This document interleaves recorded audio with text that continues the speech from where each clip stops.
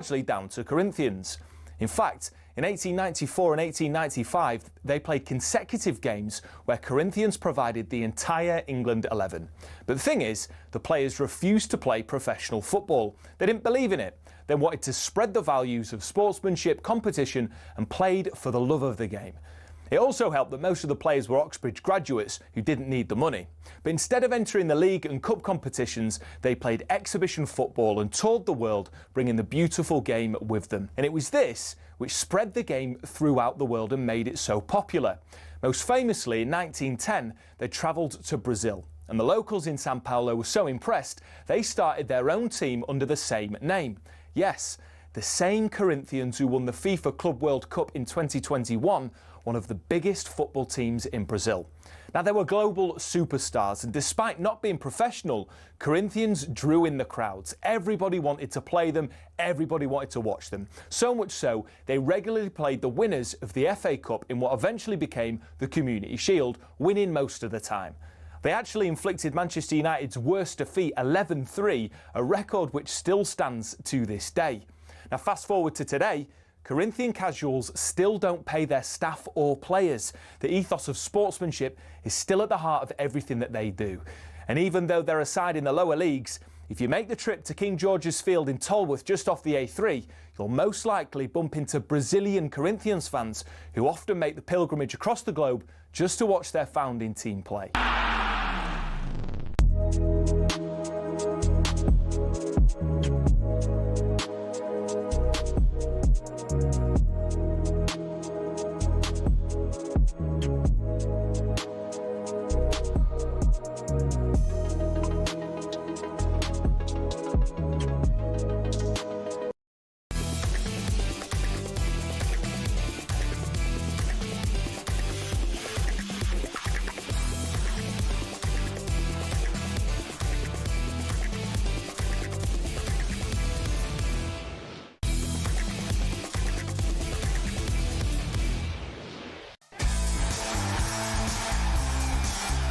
A very, very good morning to you. Welcome along to the Weekend Sports Breakfast here on talkSPORT. It's Shebahn Aherne alongside former Chelsea and Republic of Ireland striker Tony Cascarino. Good morning. Good morning. Very, very good to see you. It was a bad afternoon for Graham Potter and West Ham. West Ham won, Crystal Palace 2, so 3 straight defeats at home, and with Everton and Arsenal to come, you have to say that Graham Potter is probably now fighting to save his job here. Potter's future very much the topic of discussion this morning as the spectre of Nuno hovering over the London Stadium. Elsewhere yesterday, Manchester United picked up a huge 3 points at home to Chelsea. What a game of football. The rain has not stopped. The pitch was sticky. It was so hard. They did push for the equaliser, Chelsea, but unfortunately the Blues go away with nothing. It's finished at Old Trafford. Manchester United 2, Chelsea 1. We will dive into all of the action from the Premier League yesterday, and there's a massive day, including Arsenal versus Manchester City ahead at 4:30. Pep, very much so looking forward to this one. Like the team in every department. So, but we know it. So every team is better and better and better. And I know the quality that all of them they have. It doesn't stop there. We'll bring you everything you need to know about all of today's sport. As ever, here talkSPORT has you covered. This is the Weekend Sports Breakfast here on talkSPORT.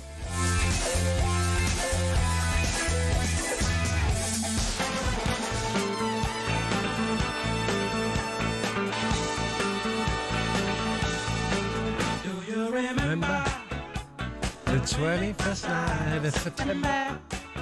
What tune? Very, very good song. Oh, the Earth, Wind and Fire. Do you wait for this day every year to go, I spotted it earlier in the morning, didn't I? I spotted 21st of September. Yeah. Yeah. I think also their song After the Lover's Gone. What a tune that is. Yeah, they had some bangers to be fair. Yeah, they did. Fire as well, a song called Fire, if I can remember. But yeah, they were a great group. But this song, I always used to get the words wrong to this. So what was it you used to sing? I used to sing, do you remember the very first night of September? I'd say that's an easy mistake. Yeah, I used to use that line. It's such a... And then I realised it was the 21st of September. My brother-in-law, when they got married recently, this was like, you know, when the first dance was over and everyone's like dying to get on the dance floor, like just creeping towards the dance floor, and then this came on and everyone just The house came down. It was great. Yeah, it's great. I'll tell you one day. It's not for today, but I'll tell you one day. The funniest first song at a function in Liverpool that involves an England goalkeeper with me, and it's a funny story. But I won't do it now. But if you remember, we'll talk about it another time. If you remember, it's the 21st. Yeah. Remember. It's a funny story on a particular very famous goalkeeper. Good to know. I'll hold you to that. 21st of September, you're listening to Weekend Breakfast here on talkSPORT. Hope you had a good Saturday. Lots of great football to get stuck into yesterday. Yeah. Just before we go any further, Cass, I wanted to touch on some very, very sad news we got last night. You mentioned Liverpool there. Yep. Women's Liverpool legend Matt Beard has sadly passed away, and just my timeline this morning, the amount of people Matt Beard did good things for and what he did for the game here in this country. I'm devastated for Matt Beard that he's no longer with us, and he's only in his 40s, isn't he? Yeah, young man, 47 years old, and the community is heartbroken, so thinking of Matt Beard and his family today especially, and we'll pay tribute to him across the show as well. Just absolutely, life is very, very precious. Other than what happened last night, late on getting that news, it was a day of good sport and action, and I'm pretty pleased with the 3 points from Manchester United. Yes, in a mad game. I mean, the conditions played its part, didn't it, as well? But, what was the sending off within like 4 minutes of the kickoff? Sanchez has got caught rushing out. I will pick a point here because this is something that, when you're defending and you've got Sesko up against Trevor Chalobah, and he loses the header. That happens, the flick on. Okay?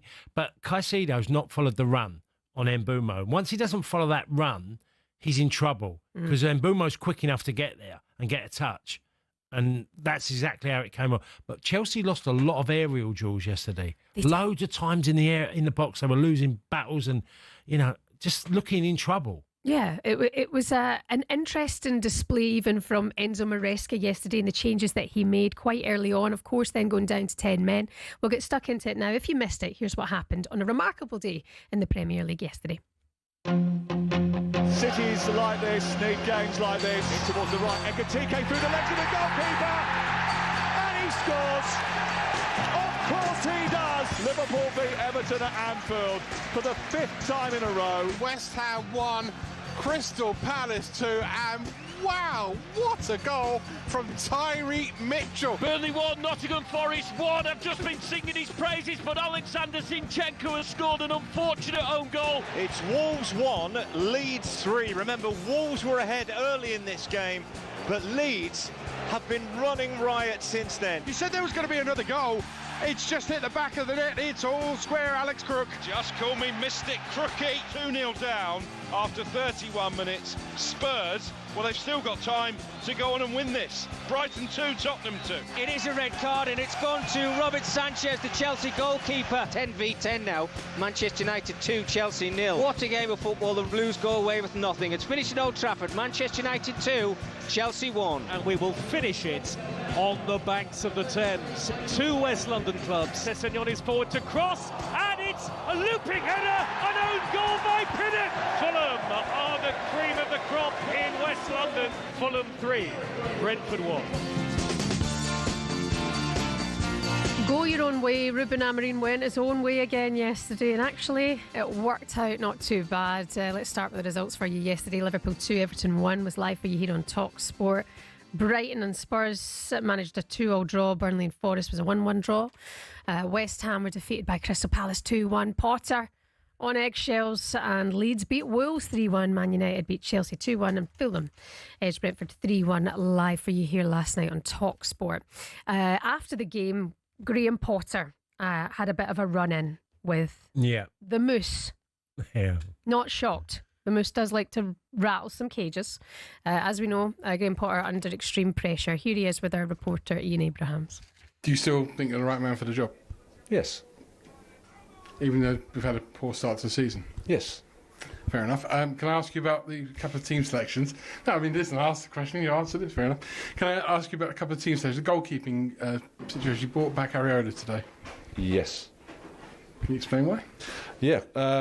Sometimes you have a feeling that a player can help the team and just like all positions, you have to make those calls. And Fons has got some qualities. Of course, he has. He's a top goalkeeper, and he'll help us. He'll help us today, I thought, and I think he did. I think he did well. It's I don't think it's anything to do with him. It's just that's just life sometimes.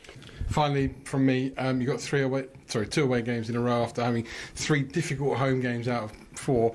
Is that going to be maybe more helpful for the side, having to go away from home and not have the pressure of playing at the London Stadium? Well, the Premier League is you have to deal with whatever comes. At the moment, we're suffering here. There's no getting away from that. We are. And so we have to move to the next match. The next match is away, and we have to do our best to put on a performance that gives us a chance to win the game. He warmed up there, but at the end of the day, another loss at the London Stadium, this time at the hands of Palace, Cass. Yeah, and look, I'll tell you, Moose is a brave man. That question to straight out the bat, you know, do you think you're the right man for the job? That's going to rile him immediately, obviously. He would know Moose because Moose does a lot of West Ham games and is around, many different clubs at a time. So Graham Potter would know him. But it's a difficult day for him. And look, they've been beaten again in the same vein, which is conceding from a corner. And I said yesterday, honestly, Shebahn, you've had all week to prepare for this match. And it's an advantage because Palace played in midweek. So you've got an advantage there. But all the issues that were there the week before and the goals they conceded against Chelsea and the goals they conceded against Spurs was in similar vein yesterday. So nothing's really changed. So Graham Potter is going to be under pressure. What will I imagine? I would imagine the moment the clubs start fearing relegation, and I think the fans are already there at the moment, that you lose your job. That's football. Fans are boycotting their next game, which we are reading about in the newspapers this morning. We're reading about online. Are you one of those fans? 03717 223344. You can give us a call this morning. We believe that Nuno Espirito Santo has had conversations with the board as well. There's Gary O'Neill linked to the club also. 03717 223344. West Ham fans, what is going on there? And also, are we a bit quick to kind of pile on Graham Potter? The club is struggling with the ownership. The fans are protesting against the ownership as well. We know in a well-run club, Graham Potter is a good manager. Okay, but it's toxic. You're losing a lot of games, and it's against the board, it's against the manager. Certain things are happening in games that are deja vu moments, and the fans are going to vent their anger. Mm-hmm. Do I agree with 100% of it? No. I think sometimes at clubs, not just West Ham, it can go a bit too far, but West Ham fans, they're pretty vocal. Yeah, I mean, we can all say most clubs are, but West Ham fans are. They just are. They demand a lot from their football club. And losing 3 London derbies on the spin at home as well just compounds everything. Everything you look, every bit of data you look at West Ham, whether it's corners conceded, goals, the type of goals, whether it's, the matches you're losing as well. I just feel like there's not any good news I can think of apart from Bowen getting on the score sheet again. Is there anything else at West Ham you could say is positive? West Ham fans, have your say with us this morning on Weekend Breakfast. 03717 223344. Liverpool edged Everton in the Merseyside derby. Cass, what do you make of that performance? Great first 45 minutes from Liverpool. Ekitike was sensational for that 45. His work rate is extraordinary. It reminds me of what Ian Rush used to do for Liverpool when he'd chase everything down and he'd literally go from one player to another at really high pace to get there and make it as difficult as he could for a defender. He does that brilliantly. He's also got a lot of skill, technically superb, and he's a great finisher.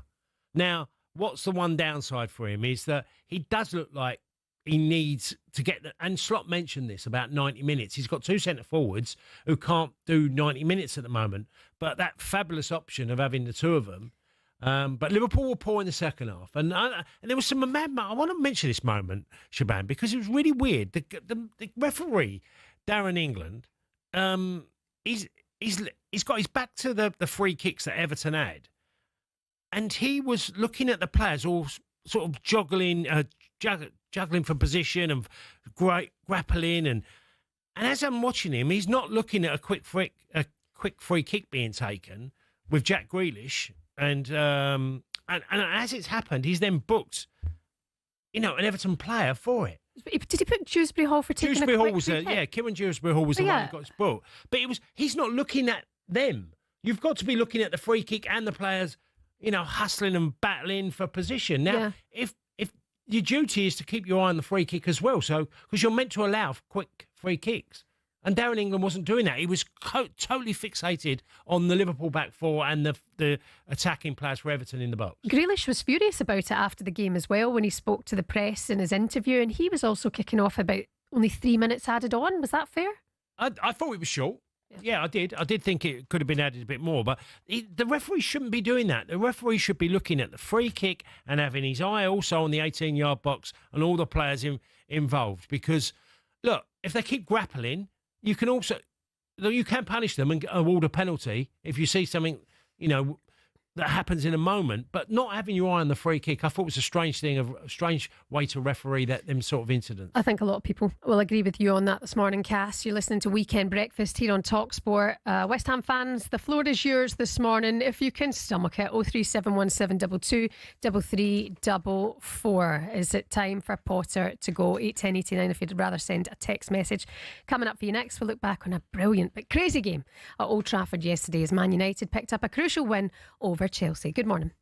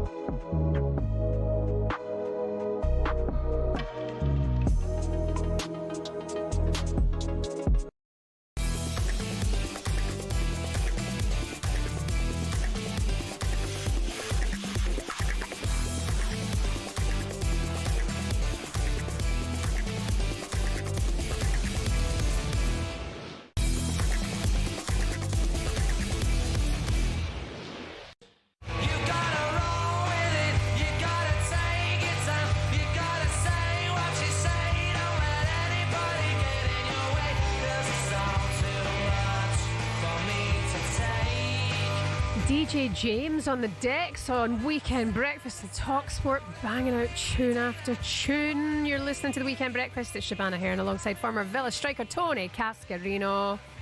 Tony, why are we playing Oasis? Roll with it, because today is Liam Gallagher's birthday. Oh, right, okay. How old is he? Oh, Liam Gallagher. Don't you dare. 50. Oh. 53. Well done. Is that wrong? Spot on. I knew he was early 50s. Is he 53? He's 53. Is he? All right. Okay. 53 today, Liam and his brother. Time. Yeah. Saw them at Wembley. Yeah, they were great. Oh. Yeah, they were great. I think I'm the only person in the country not to have been to this tour yet, or the only person in talkSPORT, I think, not to have been to this tour. Oh, well, I didn't go to this one, but I only because there was such a demand for tickets, and I just felt I'd seen them before, and like I said, it was really good. So, like Andy Goldstein's like chummy with the brothers, isn't he? He's a bit chummy with them. Yeah, and I did help. Did drop a couple of hints about any chance you could get, and Andy's not come through with that as yet. But no, he hasn't delivered. Happy birthday, Liam Gallagher, 53 today. He'll be looking forward to the game this afternoon. It's a good one, isn't it? Man City, Arsenal. 4:30 today. We'll keep you posted on all the goals as they go in here on Game Day on talkSPORT. Let's talk about yesterday's action, though. The 5:30 game, Man United Chelsea. Man United ran out 2-1 winners at Old Trafford after first half goals from Bruno Fernandes and Casemiro. It was Chalobah scored a late consolation goal for Chelsea. Chaotic game, and it saw the keeper Robert Sanchez for Chelsea sent off after 5 minutes. I said that I was watching the game with Jamie and I went, he's got a clanging in him, Sanchez, and he looked over pumped, like the rain was coming down and it was all a bit dramatic, and at 4 minutes you're off. Yeah, it was a bit rash to say the least. Like I said a little bit earlier, the defending, you lose the header, then the tracker, Caicedo's not tracked Mbeumo, you get in trouble, and then you're one player down already. There were some interesting things that happened, though, because Maresca took off Neto. Obviously, he had to make a change there. Obviously, a new goalkeeper. And then he went 5 at the back, which I'm not a fan of when you go to 10 men. I think it's really tough once you go 5. You don't offer anything offensively when you go 10 men. And to take and off 5 at the back. Cole Palmer as well. Well, that happened afterwards, but the initial one was 5 at the back and then Palmer, but they're alluding to that he had an injury. Yes. And niggle. So we have to give him the benefit of the doubt there, Maresca, that there was an issue with Cole Palmer. But, again, when Casemiro and it got levelled up and Chelsea got back to 2-1, it looked likely it could go to 2-2 by that term. Manchester United needed this result desperately. It was by hook or by crook they needed a win. Casemiro got on the score sheet. Fernandes, two recognised players that have been, world names in football. So that was a big thing for them yesterday. Chelsea would be really disappointed. I thought they were poor yesterday. And I know they go to 10 men earlier, but just didn't offer anything. And you can play with 10 men. It's not impossible to keep. Of course, it's tough. And you have to do a lot of running. You have to cover that extra body. But going 5 at the back makes it really, really tricky for you. You just don't have anything offensively. Yeah, I wish Man United, I'm glad they got the win, but I wish they'd kind of had that killer instinct earlier on, earlier on in the game, because they did. They played a really positive way, and And I think they needed that. They looked like a together side. You can't say they're not playing for Ruben Amorim. No. As well. And then Casemiro, obviously, second yellow, he went off as well. So it was a level playing field for both sides. So I think he really, really needed that win. The team needed that win.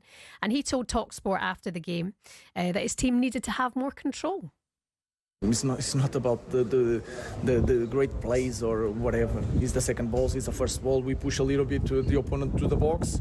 We have the sent-off, help us a lot to calm down. We score 2 goals and then we complicated our life like usually. Can they kick on from this, Cass? They've got Brentford away next and then Sunderland at home. Can they? Well, you'd like to think they would, but I don't trust this Manchester United team. I still think there's lots of questions to be answered. I'd like to think that he's going to adapt to some degree to how to get victories. And, you know, I said before the game yesterday, one thing they got to do, they got to take it to Chelsea. Now they're not in Europe. They've got the opportunity to work all week, every week, during the whole season on who they're playing against. And that's an advantage for them. So make it, be useful and go out there and make sure. Manchester United always had a way of playing, and that was they're going to take it to you. They're going to throw the kitchen sink at you. And that's not with reckless football. That was just the way of their game was to attack you from all areas of the pitch. And I think whatever formation he plays, that's got to be the agenda for me, of making sure that Old Trafford is some sort of fortress.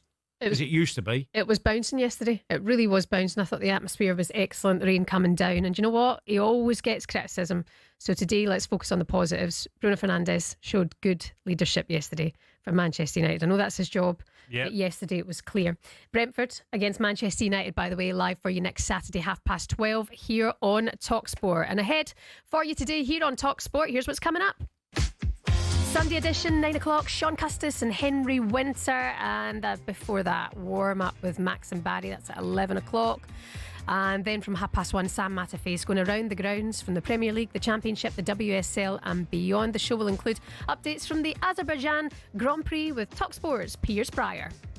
Yes, it's round 17 of 24 in Formula 1 this weekend on the streets of Baku in Azerbaijan. And McLaren could clinch the Constructors' Championship this weekend with a good result. They just need a first and a third to be Constructors' Champions this year. Looking forward to a good race weekend, this one at Baku Circuit. Very high-speed street circuits, over 200 miles an hour in a number of places around here. Live from midday on Sky Sports for you're watching on TV. And I'll be keeping you updated throughout the race on talkSPORT. Lovely stuff. Piers Pryor there across the Grand Prix. talkSPORT 2, 2:30. All the action from the WSL. It's a top-of-the-table clash. Man United hosting Arsenal before live NFL at 6. And the Arizona Cardinals against the San Francisco 49ers live on talkSPORT 2. Back on talkSPORT, Troy Deeney takes the mantle with Majestic, taking all your calls in the final word from 6. And then Danny Kelly with the Trans-Euro Express from 9. Another busy day as ever here on talkSPORT. Coming up next, we'll hear from a West Ham fan, not quite putting all the blame on Graham Potter. It's Weekend Breakfast here on talkSPORT.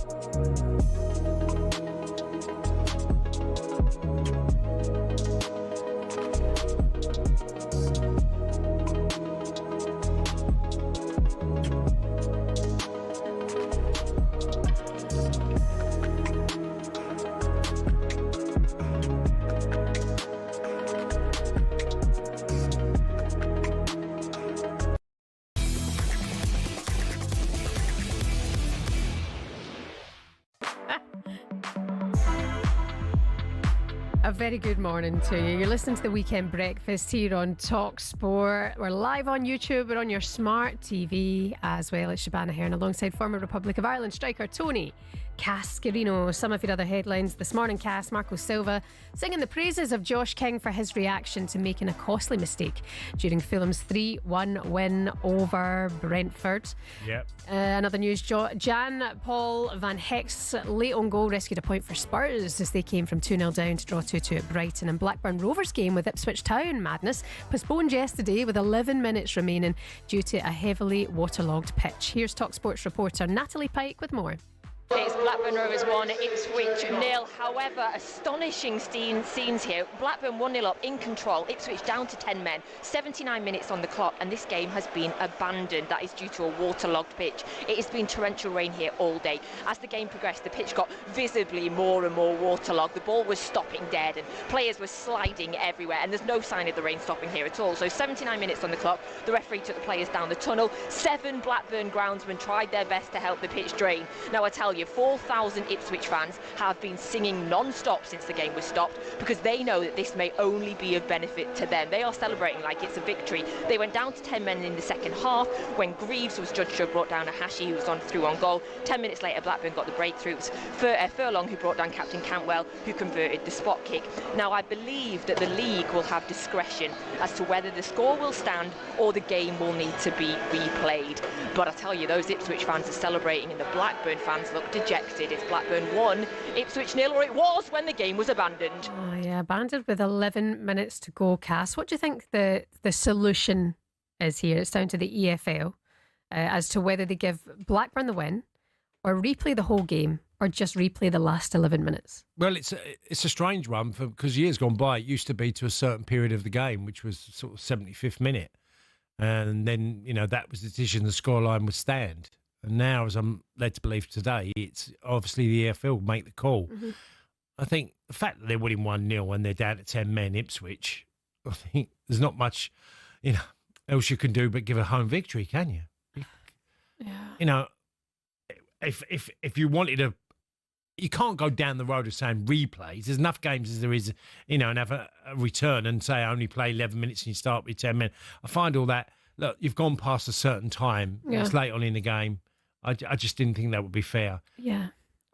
Filed FC, they were 4-0 up and their game was abandoned yesterday. I mean, it was absolutely torrential, and just looking at the highlights of the pitch as well, the Blackburn pitch. I mean, the referee, I actually thought it was quite amusing, when the ref comes out to test the pitch and whatever, and all the fans are, wait, but the ball was like sticking like a magnet, wasn't it? It had to be goaled off. So we'll wait and see what happens here. We'll keep you posted on that when the EFL gives some answers here at talksport.com.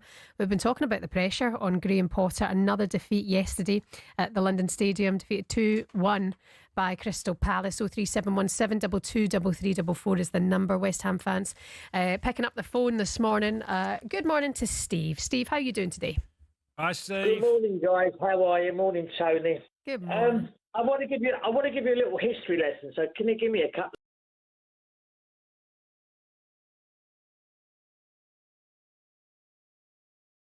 Back to the Cairns family, the Icelandic guy.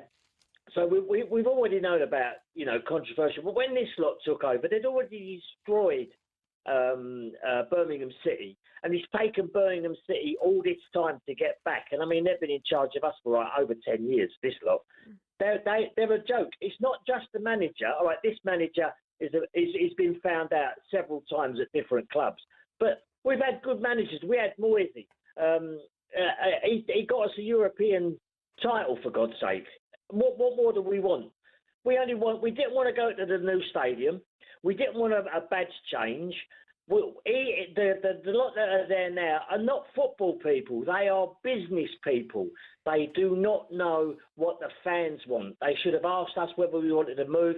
They could have built a brand new stadium, down the road, but they didn't. They went into a stadium that they're going to train astronauts there because there's no atmosphere. Steve, a lot of fans protest against the ownership. It's not the first time we've seen it in football. Very unhappy fans. But focusing now on Graham Potter, in a word, has he got to go? Okay, His record says exactly the same as all the others. He's only won 6 games since he's been there. He's had enough games. He's got the players. The players are there. Paquetá, Bowen. Bowen will leave at the end of the season if we don't do something. Okay. And there's one name that's not gone into this hat, and I know that he's about. He wants to come back to British football, and that's Rafa Benitez. Oh, putting that out there. All right, Steve, thanks for getting that off your chest this morning. 03717 223344. He did say it. He wants to come back to English football. We read that article yesterday, didn't we? He did. Yeah, I mean, look, the owners can do certain things that can damage the club, and obviously that regards to finance, but you can't blame the owners for defending corners and people not marking how they should do and being easy to beat. That's on the coaches and the players. Fair enough. Let's build up to the big game ahead of us today in the Premier League. Looking ahead to the 4:30 kick-off at the Emirates. Arsenal taking on Manchester City. Both sides picking up wins in Europe this week. Arsenal winning in Bilbao against Athletic Club, and Man City defeating Napoli at the Etihad. For more on this game, we can talk to former Man City defender Spencer Pryor. Good morning. How are you, Spencer? Hi, Spencer. Very good, Shebahn. And Kaz, very nice to see you. Yeah, very good, thank you. Lovely to see you. How are you doing? I mean, building up to this game today. Yeah, good. I think it's going to be. A fantastic test for Man City. Obviously, given the good result midweek, a day's less recovery, I think is going to be significant for them as well. So, yeah, hopefully they start the game really well. We know Arsenal have got really good depth now, so they're talking about, their game changers and their finishers. I think they see them as important as the team that's going to start. So it'd be really important for Man City to get off to a good start on this one. I look at it, Spencer, and I feel that, look, the clubs know so much about each other, and you've got the connections with the manager and obviously the both managers and some players that have left Arsenal or Man City, vice versa. I just feel that Arsenal are going to make it very much more of a physical match-up against Man City because they're very good in that area. There's a lot of technical 100%. Players in both sets of players, but I do feel the edge on Arsenal is the physical approach. And not just that though, Cass, but their defensive structure at the moment is probably the best in the league in terms of how compact they are all across the park, whether it's going with a high press, whether it's a mid block or deep block, whatever it is, if they're showing them one way over to the right, how they all stay engaged and really, really compact. They're super, super well organised defensively, and that shows in Arteta's approach to the game. Right, it's less risk averse. It's less risk averse and less open and expansive, which that's going to be really important for Man City when they win the ball. How quick can they counter and try and get your Erling Haaland in or Jeremy Doku if he starts or when he comes on? Those really explosive players that Man City have got to exploit the spaces early. You talked about it being a physical battle. Rodri, being asked to potentially play 3 games in a week coming back from his ACL. Is he going to start in or will he use him as a game changer? That's going to be a really interesting setup. Yeah, I mean, you look at Man City and there's been a lot of change. You look at people like Kyle Walker left, you lose the goalkeeper, Ederson, John Stones is not fit enough, often enough for them, and others. And you just don't see that, Diaz partnership. Akanji's been sort of phased out. And it just feels that Man City haven't got quite the solidity that you mentioned of Arsenal, but still got lots of good players. I mean, the re-emergence of seeing Phil Foden come back in the last couple of games is sure City fans will be delighted with him looking like 100%. The Phil Foden we know, and Haaland's a threat. So there's so many positives that you can look at from City still with a side that doesn't defend as well as it once did. Yeah, absolutely. And from the physical perspective, I still think, I think he'd prefer to have John Stones and Diaz as his centre-back pairing, but are you going to ask Diaz to play 3 games in a week? I think Guardiola is fine. Don't think Stones will come in. We haven't seen Akanji start in a game yet, so I'm wondering if he might throw Akanji in. And Arsenal are so dangerous from set pieces, so you need that good physical presence, particularly from set pieces. I'm hoping he starts Diaz. because of his organisational skills and ability to set everything up, particularly from set pieces. So I'm hoping he starts him.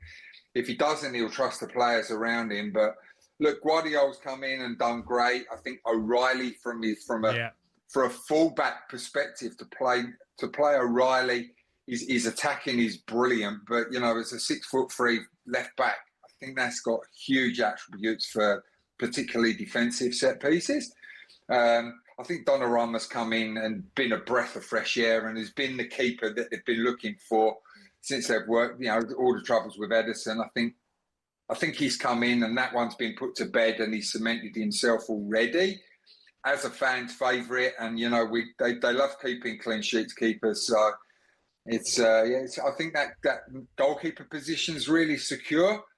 But it's still that vulnerability at the back, like you said, working out who his best back four is going to be. I still don't think he's not got everybody available, so we don't know, right? And it's only if you have everybody available for 4 or 5 games that you can start to see a pattern coming. But we're not at that stage yet. Do you think they can go to the Emirates, do a job over Arsenal? That's the thing with this fixture now. Yeah, it is. One of the best, isn't it, in the Premier League? I mean, it'd be good for Pep, to get a win over Mikel Arteta, because it's not been the team that it used to be. It hasn't, and I think the back of the 5-1 loss there last year, where they had a real second half meltdown. I think they'll be wanting to go, and. When we're seeing they've only got 6 points from 4 games, this is a big game for them to actually really cement themselves and put themselves in. They can't get too far behind Liverpool or Arsenal. So it's really important that they do go there and go on the front foot. Don't wait for something to happen. Bring on the front foot, go and create the chances and make sure they take them when they get them. So it's a big opportunity for Man City to send a statement that they are very, very much still in the Premier League mix. Spencer Pryor, former Man City defender, thank you so much for your time this morning. Spencer. Pleasure, nice to talk to you. Take care, bye-bye. Take care of yourself. 4:30, we'll keep you posted on that game here on talkSPORT. Coming up next for you on the Weekend Sports Breakfast, we're going to pay tribute to former Liverpool women's manager Matt Beard, who tragically passed away yesterday. Good morning.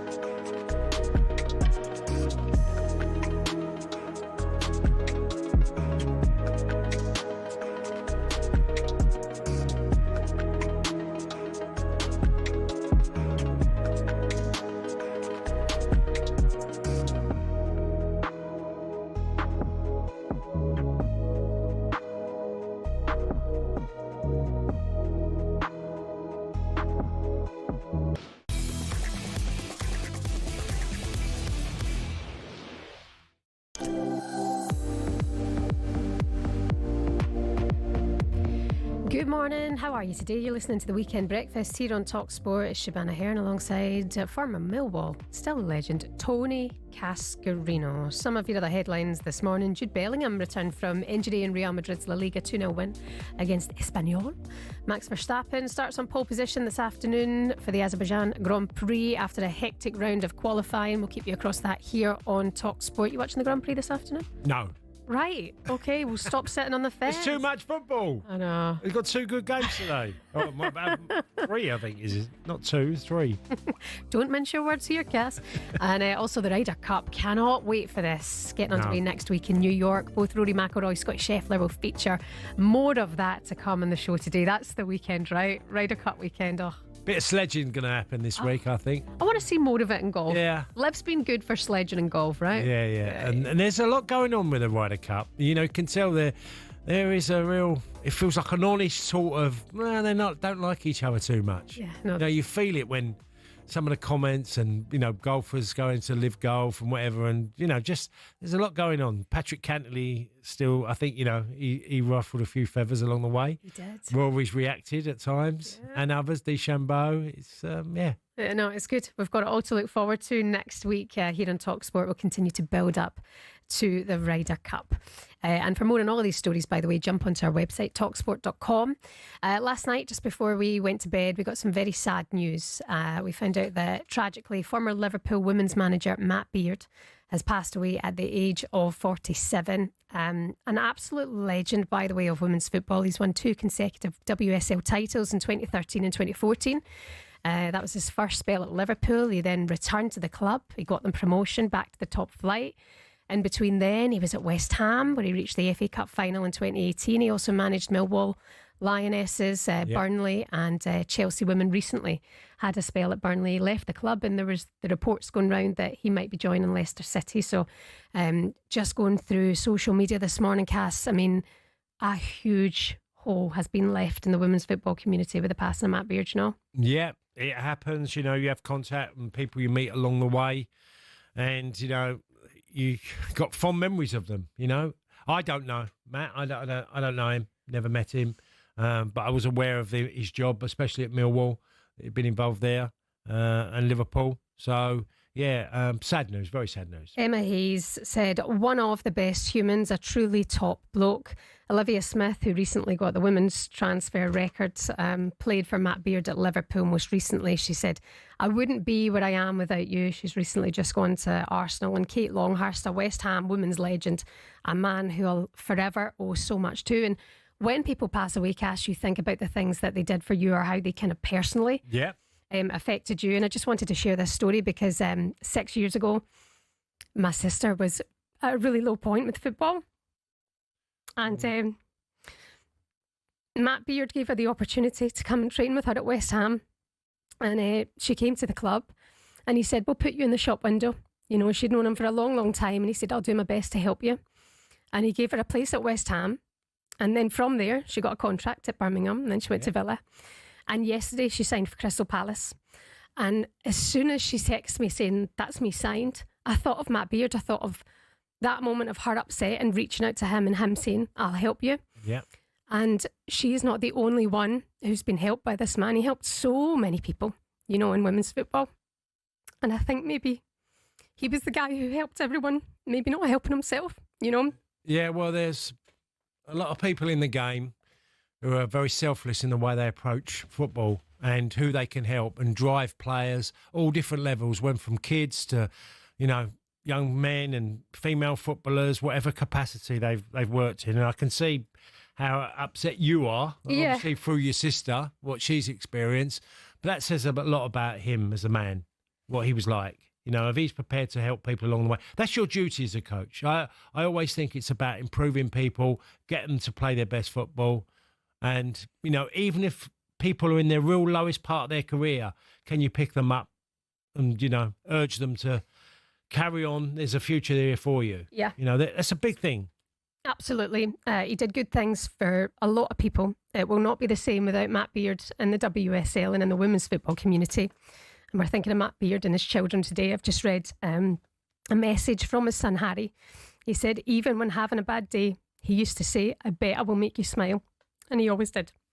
No, don't.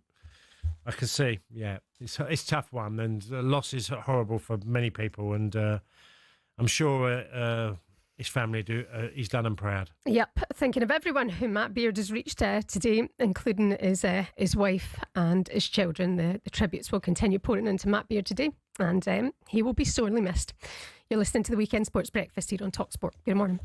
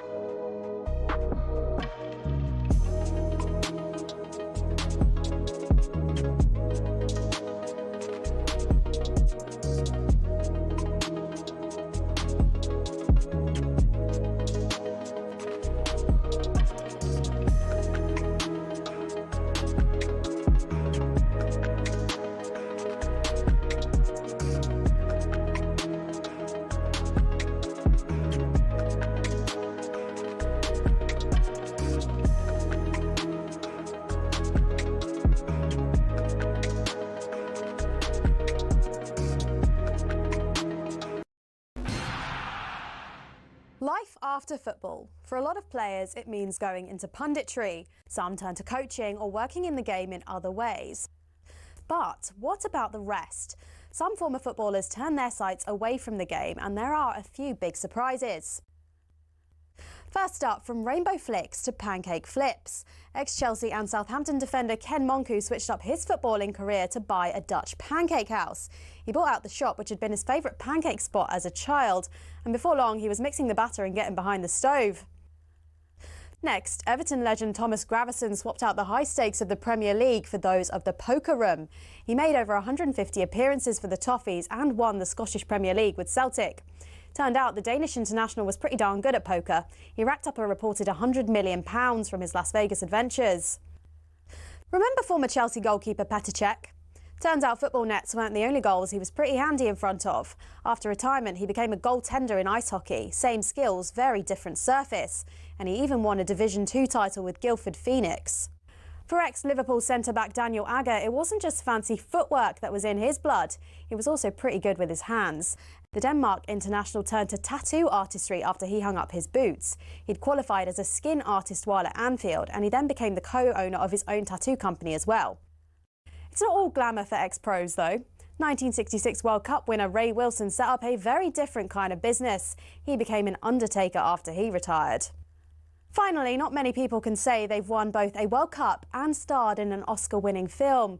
In fact, there's only one person in the entire world who can say that. Frank Leboeuf, the former Chelsea defender, was part of the 1998 France squad who won the World Cup. He ended up marking Brazil's Ronaldo in the final and helped his side to a 3-0 win.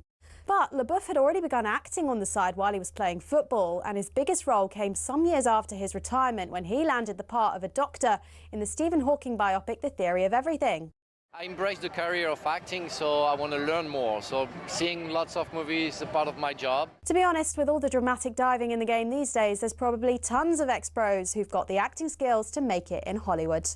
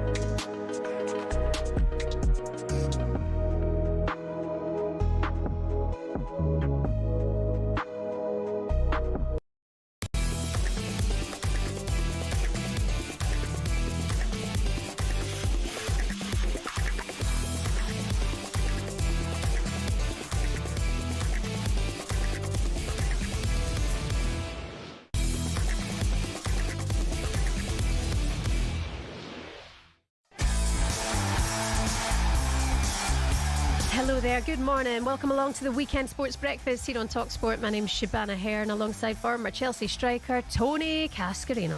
Good morning, everybody. Very good to be with you. We've got lots on the agenda for you this morning. A very bad afternoon once again for Graham Potter at West Ham.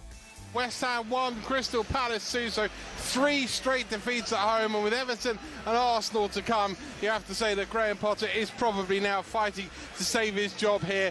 And the Moose getting in a bit of hot water with Graham Potter. West Ham fans, what on earth is going on? What happens next? 03717 223344. Elsewhere yesterday, Manchester United picked up a huge 3 points at home to Chelsea.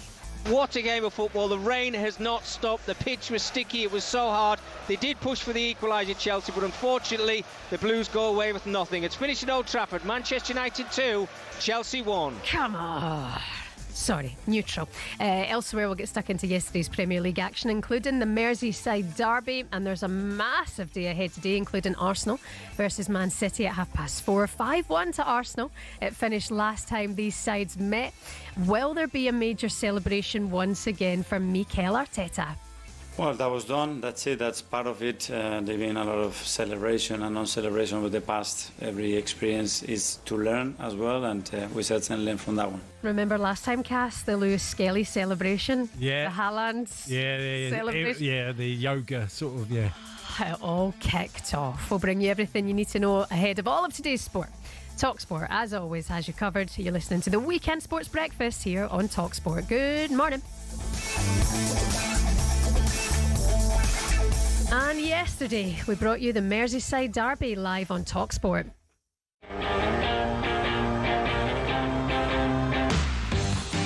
This is talkSPORT. Anfield is the stage.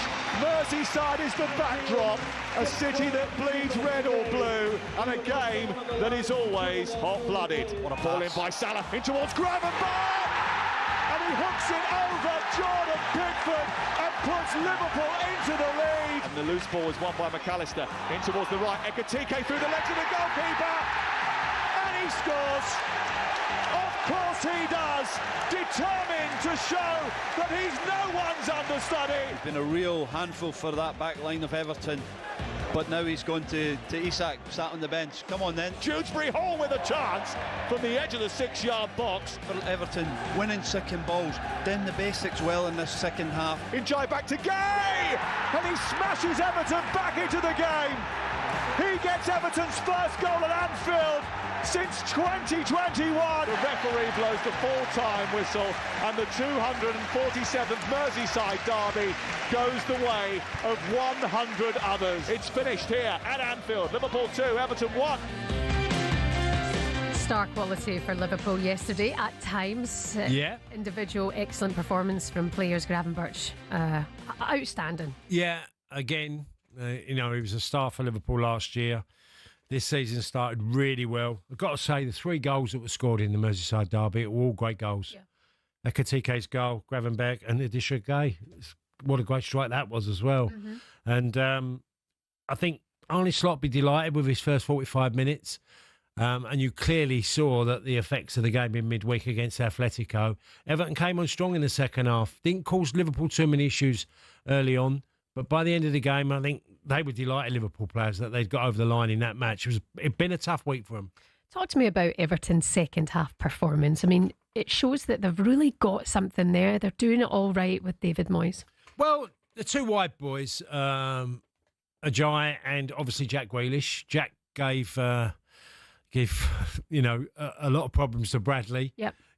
He really struggled to handle Jack because Jack's a tricky customer. You never know what way he's going to go. He wants the ball. He loves getting on it. And I felt he dragged the 2 white boys. I thought dragged Everton back into the game.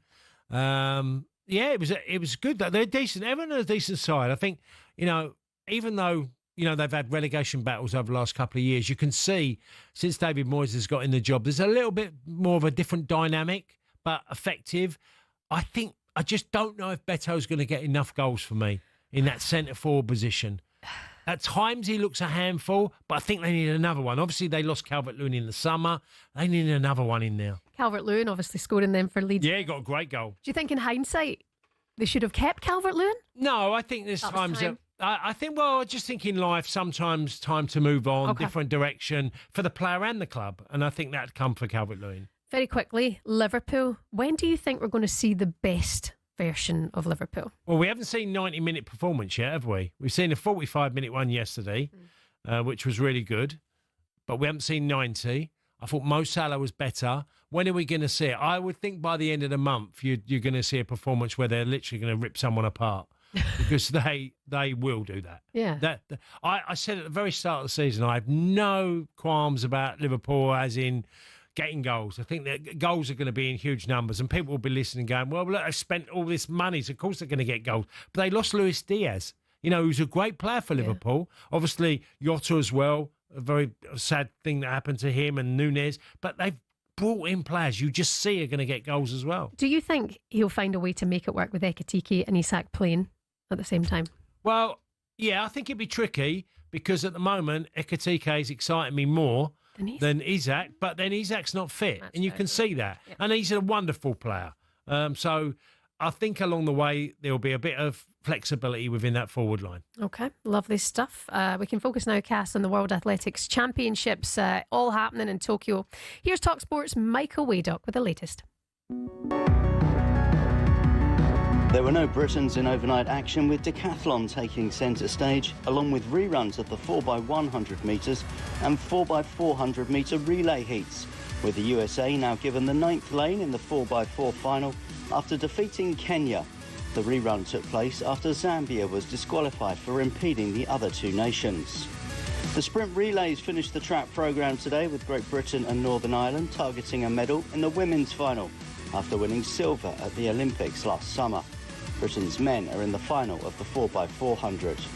Could Keely Hodgkinson win the World Championship gold medal to add to the Olympic title?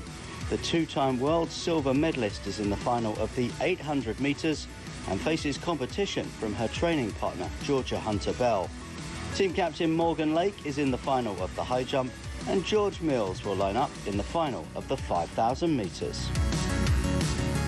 Our athletics correspondent Michael Waddock there with the latest to discuss last weekend of the competition, and shared bronze medal for a good friend, Katarina Johnson-Thompson, in the heptathlon. We can speak to British sprinter Adam Jamili. Good morning, Adam. Adam. Good morning. How's it going? Yeah, good, thank you. It's good to have you with us, Adam. It's been a good old time, hasn't it? Yeah, and a good old time sort of in the last few days. A couple of silvers in there, and, you know, Amy Hunt, obviously, done really well. So tell us your thoughts of what we've seen. Yeah, it was good for Amy to get on the podium. I don't think anyone would have expected her to really get ahead of Dina, especially as sort of the number one Brit, and then Katarina getting on the podium again, bronze medal, in a bit of a weird way, sharing points, which we don't normally see in athletics. I think we saw it a few years ago when the guys shared the Olympic gold in the high jump, but yeah, to see that in heptathlon is super rare, and yeah, it was a cool sight for her considering where she's come from. She's been around since 2012, making every senior team, and it never gets any easier, I think she said. And yeah, I can back that up for her. It's every year you go out, am I still good to compete? And yeah, she's proved that she's been one of the most long-term athletes on the British team, always performing, always getting medals. And yeah, it was a shame yesterday about some of the relay performances, but yeah, I was so proud of seeing Kat and the ladies lead by storm. And yeah, we've got a very good session this afternoon with Keely and Georgia Hunter-Bell. So yeah, fingers crossed for them. You mentioned the relays and the Americans, the 4x4. That's a rarity, isn't it? Them crashing out. Yeah, you just What's expect happened them there, to. Adam? You just don't expect them to make those mistakes. Like they're just a lot better than that. They just got the wrong order.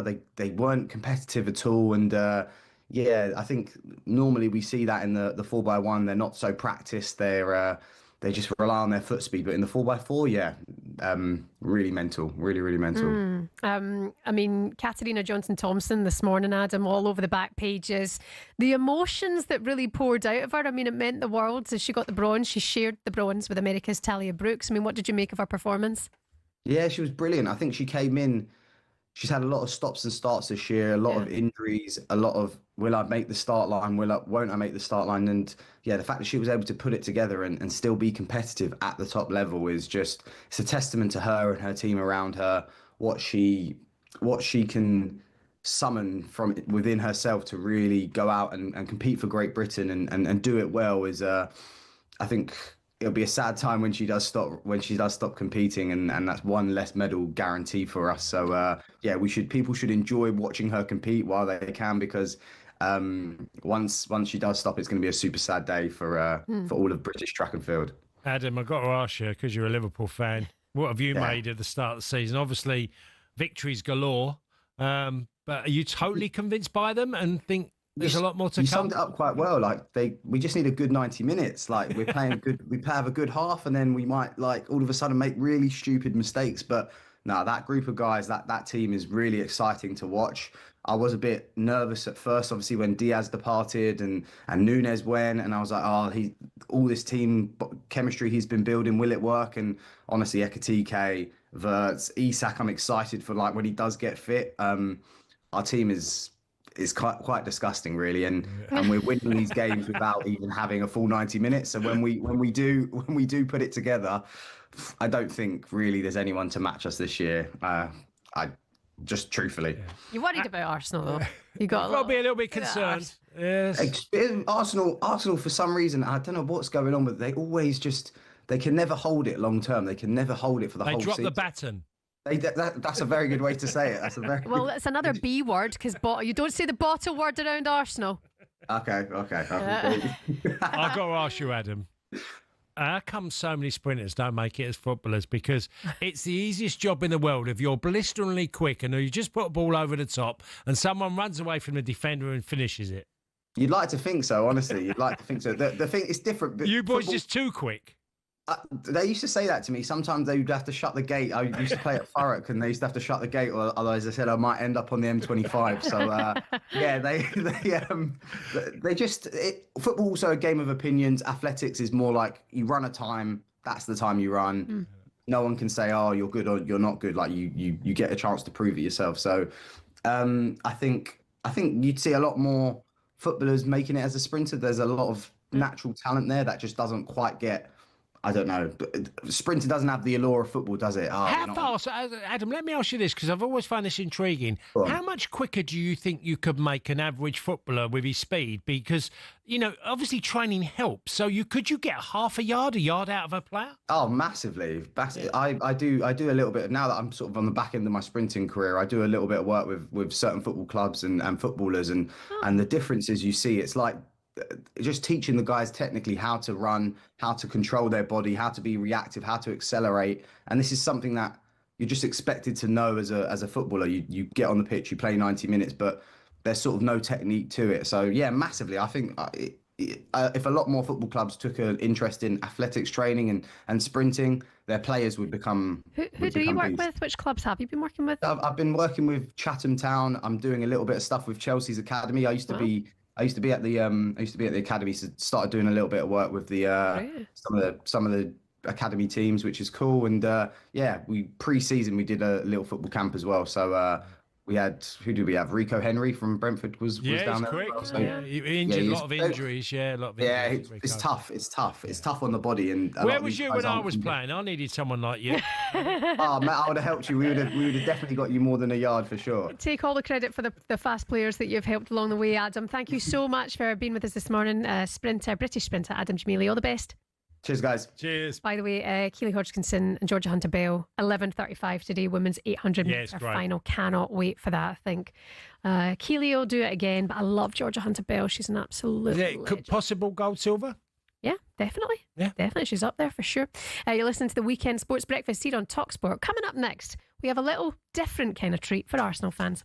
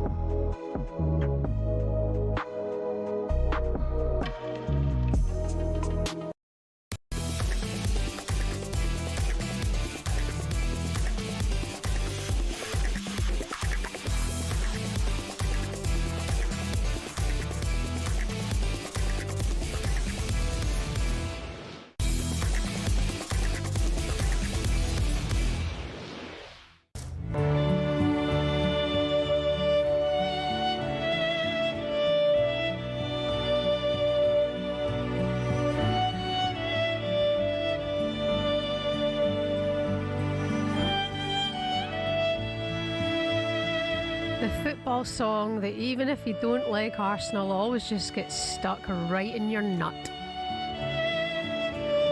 Violin. Oh, that's actually really, really nice, isn't it? Yeah. It's a unique instrument, isn't it? If you can play the violin. It's recognisable, violin. Yeah. Absolutely. North London forever on the violin. You're listening to the Weekend Breakfast here on talkSPORT with former Chelsea striker Tony Cascarino and myself, Shebahn Aherne. Now, that song was performed at a wedding by the wonderful Bianca Blizzard, her rendition of North London Forever at a wedding recently, and it's gone viral on social media, and she's now a hit with the Arsenal fans. Bianca is with us now. Good morning, Bianca. Hi, Bianca. Good morning. Thank you for having me. Thank you for coming on. I mean, you've gone down an absolute storm with the Arsenal fans. Who'd have thought the violinist and the Gunners would have gone as a happy marriage? I have been really surprised and like really honoured actually by the response. There's nothing more of a compliment than having people who to whom that music means a lot enjoying your arrangement of something. So yeah, it's been really lovely, to be honest. Yeah. When I was playing at Aston Villa, Bianca, we had Nigel Kennedy come in, and he used to come into the lounge and get out his violin and play it and then leave it on the side. No way. Yeah, he was one of my idols when I was a kid. Yeah. He's a big Villa fan. He used to come in and he used to leave his violin on the side, and we'd say, someone nick it. Just take it. It's like worth about £500,000 at the time. Yeah, you're not kidding. Yeah, and the rest. Absolutely. You must get it all the time at weddings, Bianca, people having a few and then going over and trying to play the violin. But this couple who requested you to do this version of North London Forever, they aren't the only ones. A lot of people asked for you to kind of incorporate football to their wedding. Yeah. Yes, I have all sorts of requests. That's the beauty of what I do. I can bring any kind of music into a wedding and make it wedding appropriate with an arrangement. But I've had that, and I've also had brides that have wanted to surprise their husbands with the football anthem of their chosen team, which has just been really great, because what normally happens is the husband says, "Oh, can we incorporate this music?" The bride says, "Absolutely not. Your life, no way, you've got to be joking." And then they'll surprise them with it in the moment, and it's always a really kind of sweet thing, and means a lot to the husband. It is brilliant, and it's beautiful music. Can we hear it one more time before we let Bianca go? Bianca Blizzard, there's a campaign now on TikTok to get her at the Emirates. Maybe she'll bring the Gunners some luck today. It's really lovely. Bianca, thanks so much for coming on. Thank you for having me. Brilliant. I know Cass keeps singing North London for never. Even that makes me want to like Arsenal. Really lovely. Bianca Blizzard there. How did you get football into your wedding? Cass just simply said, I invited lots of footballers. Well, no, I had a couple on me first wedding and me second. But yeah, I don't know. People see footballers are everywhere, aren't they? And there's always someone who knows someone who's someone. Yeah. I didn't marry them. I DJ'd at a wedding for a big Celtic and a big Rangers fan years ago, and she had shamrocks on her shoes, shamrock earrings, little bits of green tinted through, but she was marrying a big Rangers fan, and she was asked, keep it low key, and she asked me at the wedding to play You'll Never Walk Alone, and I was like, I will get hammered if I play that at this wedding. But the bride was Celtic and the groom was Rangers. And Are they still together? I have no idea. 81089. How did you get football into your wedding? You can share that with us this morning. When we got married, put a game on. Jamie kept talking about the Man United score when we got married. Literally, his speech, he was incorporating the Man United result, and nobody cared because most people there were Celtic and Rangers fans. Right. Oh, shut up, move on, man. Looking at the back pages for you this morning, by the way, a lot of focus on the game yesterday. Man United 2, Chelsea 1. Did that take off a little bit of pressure from Ruben Amorim? Ruben relief is the headline on the back page of the Mailcast. It's all going off as the back page of the Sun. Huge relief for Amorim after 10-a-side mayhem. Both teams down to 10 men. Do you think Man United will show more going forward? He said it was like 3 games to save his job, Ruben Amorim. They've got Brentford away next week, lunchtime here on talkSPORT. Yeah, look, when you need results and the pressure's on you, and people will talk about all different things, all the negative things that are happening in games, why you're not winning, whether it's formation, whether it's missed chances, players not playing well. You just need to get on a bit of a road of getting a result. And look, after 4 minutes, Chelsea losing a player is a big advantage for you, and they've taken it. How bad? Imagine this morning if Chelsea, with 10 men, would have won at Old Trafford. You know, the reaction would have been horrendous for everything to do with the club, everyone to do with the club. So what they've done, they've put a result and got it done and dusted. But it's got to be more regular. They cannot have an indifferent, period in the next few months again. They can't. This year has to become really the end of the bad time. It's got to be the start of a new time for Manchester United for me. I feel that Ruben Amorim needed a little bit of luck. And he got it. And he got it yesterday, went down to 10 men. But they ground them down. They got the result, and you could see that team were together on that pitch yesterday. You can't take that away from Manchester United. Ruben Amorim making all the back pages today, along with Man United after that win against Chelsea yesterday. You're listening to the Weekend Breakfast here on talkSPORT. Coming up next, Cass, in the studio, our band of the week, Picture Parlour, big Everton fans. So let's hide under the desk. Good morning.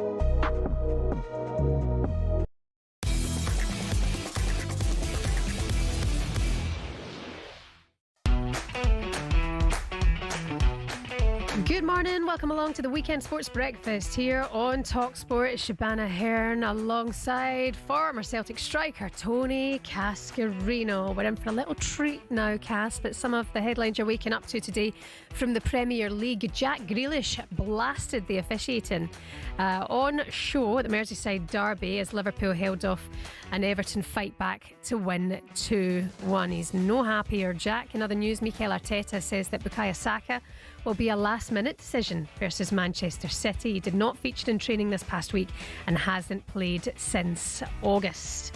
You're better off having Bukayo Saka than not. Do you think he'll feature today, Cass? No. Okay.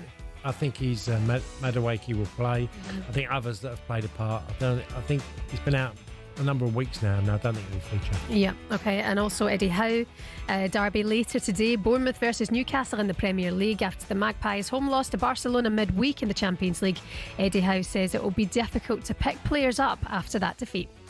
Yeah, the process is the same, really. I don't know if there's any massive learnings to take from that. Of course, I think the biggest thing is it's a psychological issue rather than a physical issue, I think. It's the big high of tonight, and that would be a big experience for the players. Another big emotional game, and then the big come down, and then you've got to go to Bournemouth, which is a really tough away game, even with a full week to prepare. So I think that's the challenge we face, and every European team goes through the same experiences, and that's why these campaigns are more difficult in the Premier League for us. So this will be the first test of that this season, and hopefully we can rise to it. Newcastle head coach Eddie Howe there. Do you think they'll bounce back? Do you think they'll be exhausted? Tough game. Really tough game. Eddie had a long week. The game against Barcelona would have been incredibly draining because they make you run all over the pitch. Hell of a side. Oh, yeah. So, yeah. And it's the way he plays as well. Eddie Howe said, it's frantic from the get-go. It's so much energy. Yeah, I thought it was a great atmosphere. Love it, yeah. St James's Park. It was exactly what was needed. Unfortunately, Barcelona just had a bit too much for them. Yeah. Okay, we'll keep you posted on that game today. Bournemouth versus Newcastle in the Premier League here on the Sunday session. Sam Matterface will be giving you all of the latest. And it's time now for this.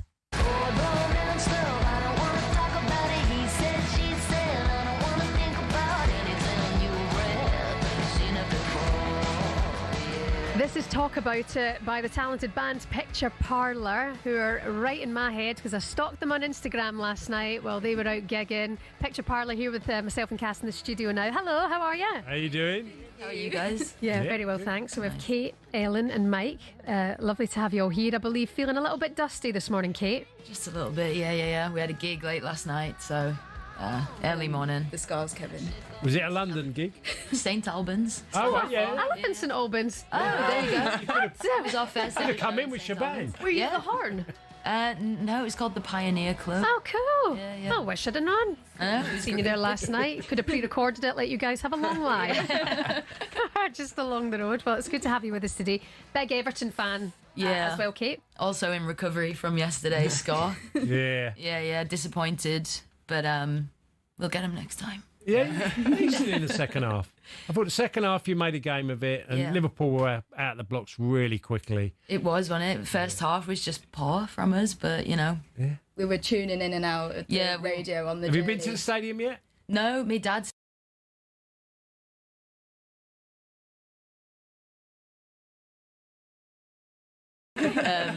And that it looks great. The atmosphere seemed incredible. Yeah. No, it is. It looks absolutely electric. Quite often when we get the bands here, the plan is just to try and get them to their stadium as well. So you guys are going to sing for us live. Yes. If all goes well, hopefully Hill Dickinson will be on the phone. Yeah. So let's go for it then. This is Picture Parlour. Talk About It here on Weekend Breakfast on talkSPORT.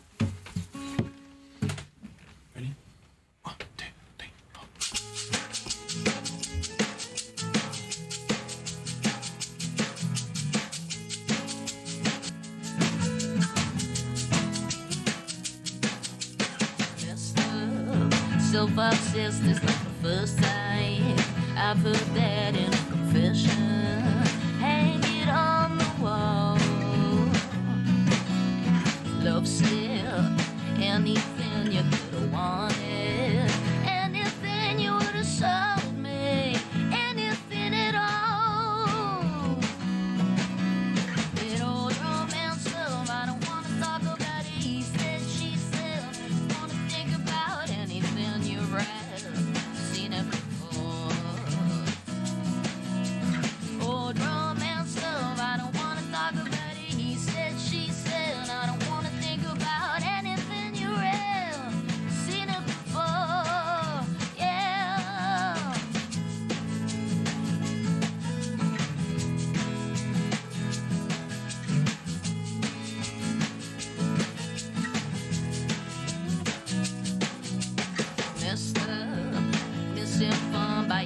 section of one emphatic publication hanging on your wall now. Broken, sycophantic accusation, token mystification is where I'm coming from, and I bet you know that old romance stuff. I don't wanna talk about it. He said, she said, wanna think about anything you read, seen it before. That old romance stuff. I don't wanna talk about it. He said, she said, wanna think about anything you read, seen it before. Yeah. Like I said, you know I call it when it's good. They all come crawling. Like I said, you know I call it when it's good. They all come crawling down. Yeah, I'll come crawling down. Yeah. Old romance stuff, I don't wanna talk about that anymore. That he said, she said, I don't wanna think about that anymore. That old romance stuff, I don't wanna talk about it. He said, she said, wanna think about anything you read, seen it before. Yeah, yeah.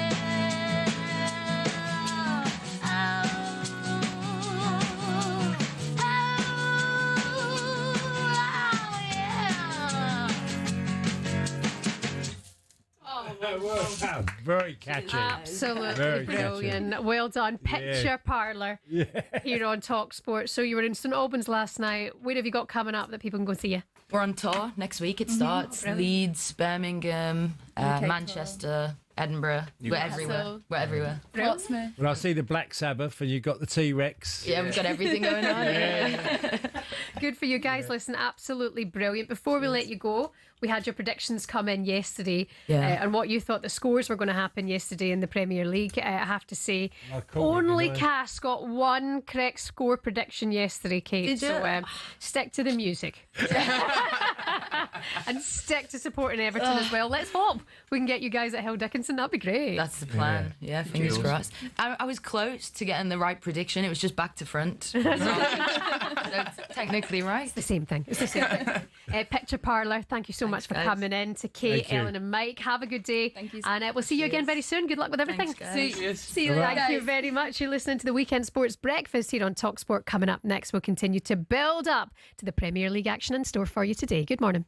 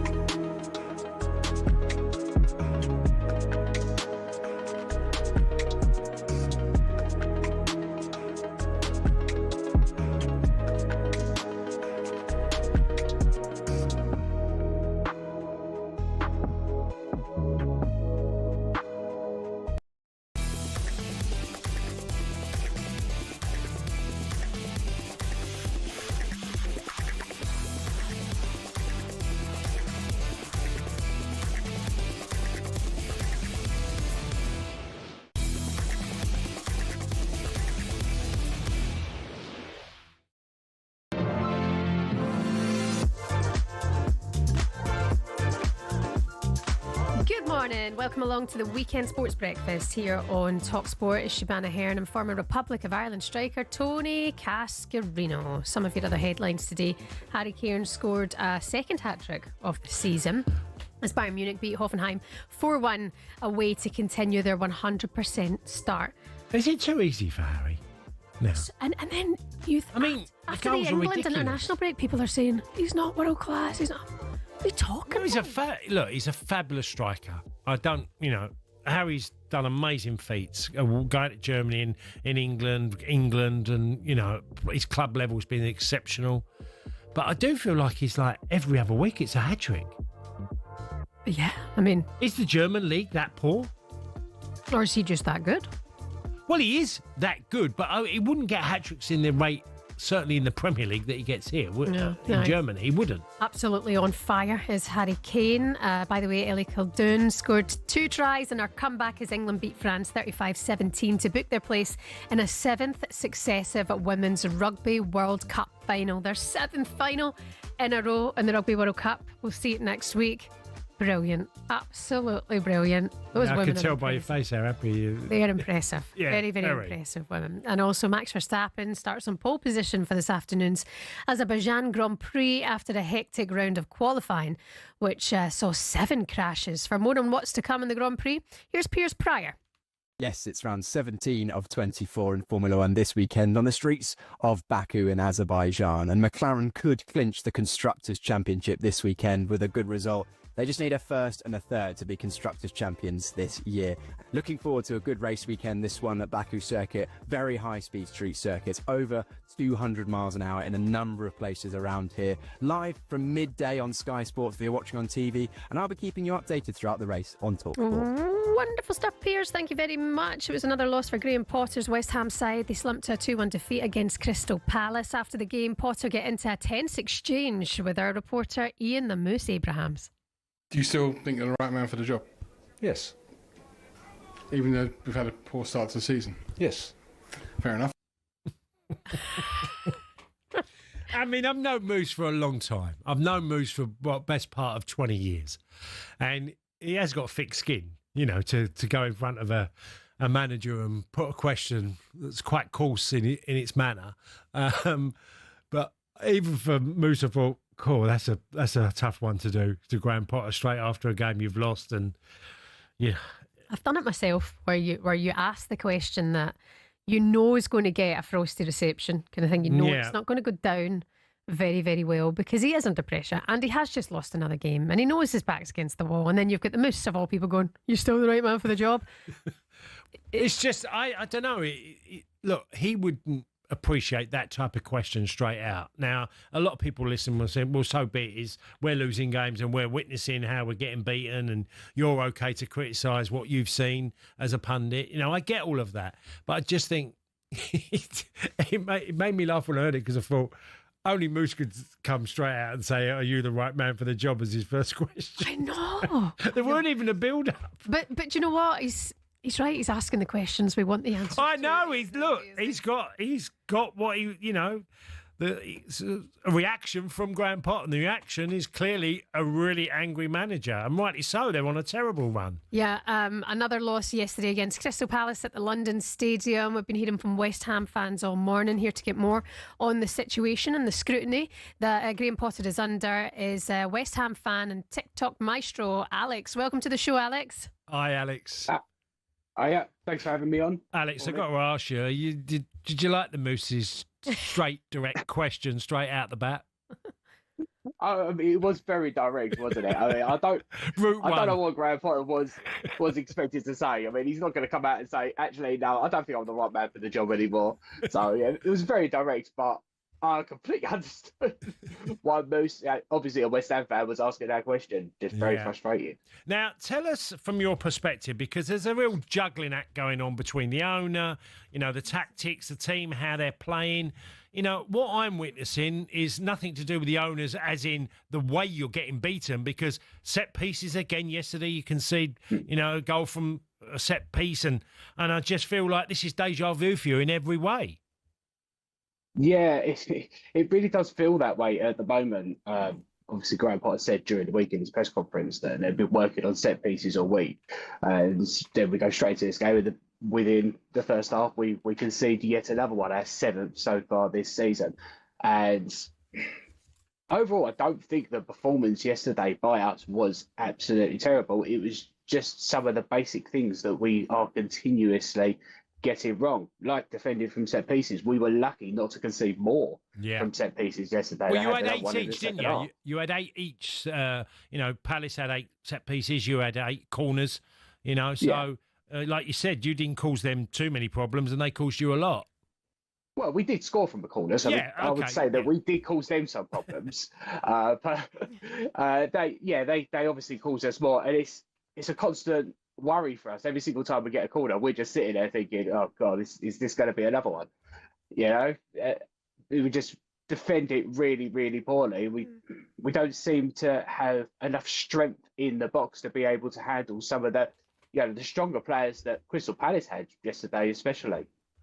I was going to ask you one quick one, because there is a point where it's getting more toxic by the week, the more that you lose games. Now, you've experienced different atmospheres over a number of years with managers that the West Ham faithful have just not bought into. And this clearly is where they are with Graham Potter at the moment. Do you feel this is any worse than times before, as it's just gathered momentum? I think a lot of the anger now is being directed towards the board. And rightly so. A lot of the energy has gone towards the managers because of the performance on the pitch. But ultimately, when you have so many managers, like the choices of Lopetegui and Graham Potter that fail and are very underwhelming choices as managers, you have to look at the board. And if you go back over the history of the last 15 years while the board has been in charge, they have made numerous really poor choices over the years. Yes, we did have a really good manager in David Moyes, who had a little bit of success. We've always said that the board got kind of lucky with David Moyes, because David Moyes was never brought in to deliver European success. He was brought in because he was a safe option who would keep us into the Premier League, and he happened to do really, really well.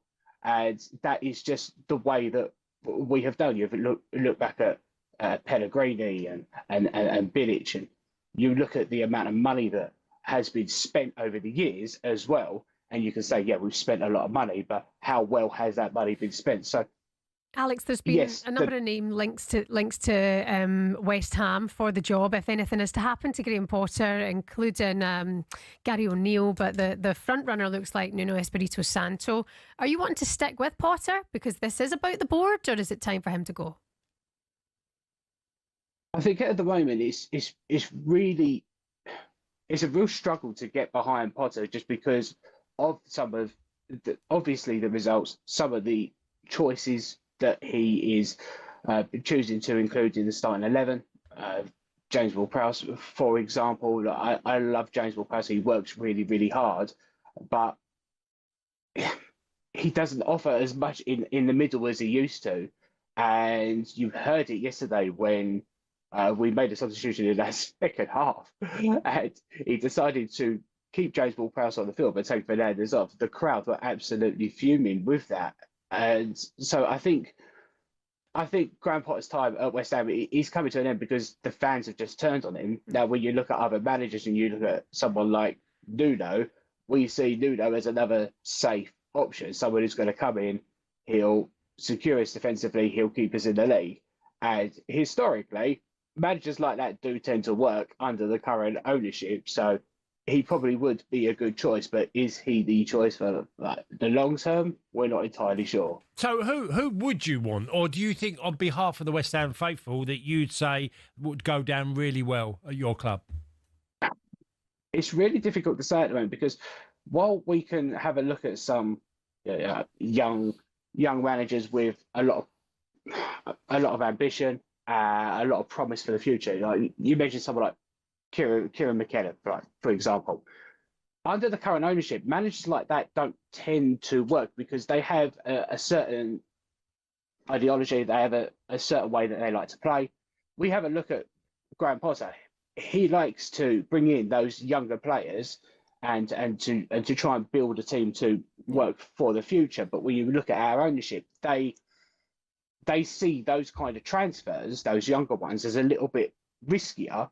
They prefer Premier League proven players, and that's why David Moyes probably works quite well under the current ownership because David Moyes had a similar thinking. And I think a manager that has that similar thinking as David Moyes will work more or work better with the board. But ideally, we would like a younger manager who is on the rise, is on the up.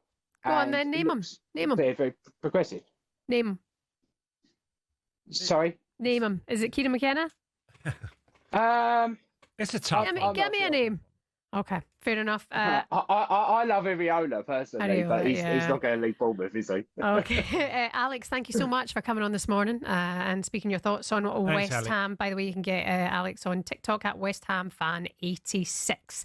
Lots of you getting in touch about incorporating football to your wedding. That's after this woman went viral for playing North London Forever on a violin at an Arsenal fan's wedding. We can hear it again. Her name's Bianca Blizzard, and a lot of you are getting in touch this morning saying Sunderland fans, the colours I wanted at the wedding. I wanted Elvis, Wise Men Stays, our first dance song. I wanted the Sunderland colours. My wife vetoed it completely, and then it came to the first dance and everyone was frantically searching around for the music. I stepped forward. Elvis, Wise Men Say. The manager was having none of it, but I said, hey, it's my day too. All these years later, I'm still looking at my beautiful wife, so she managed to crack on with it.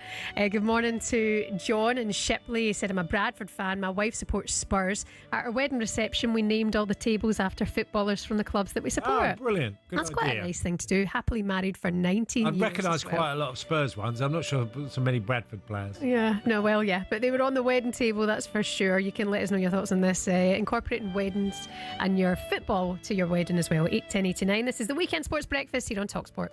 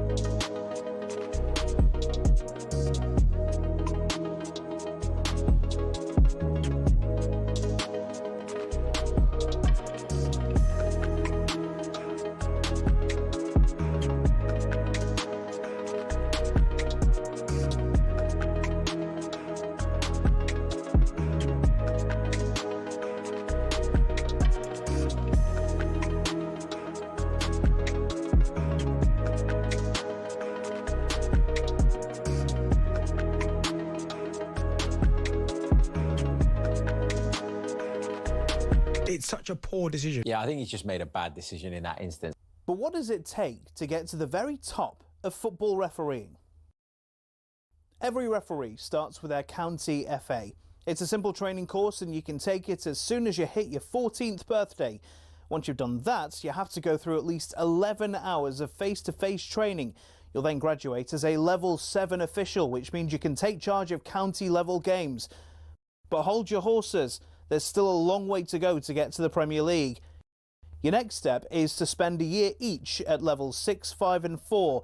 This covers the top of the amateur game.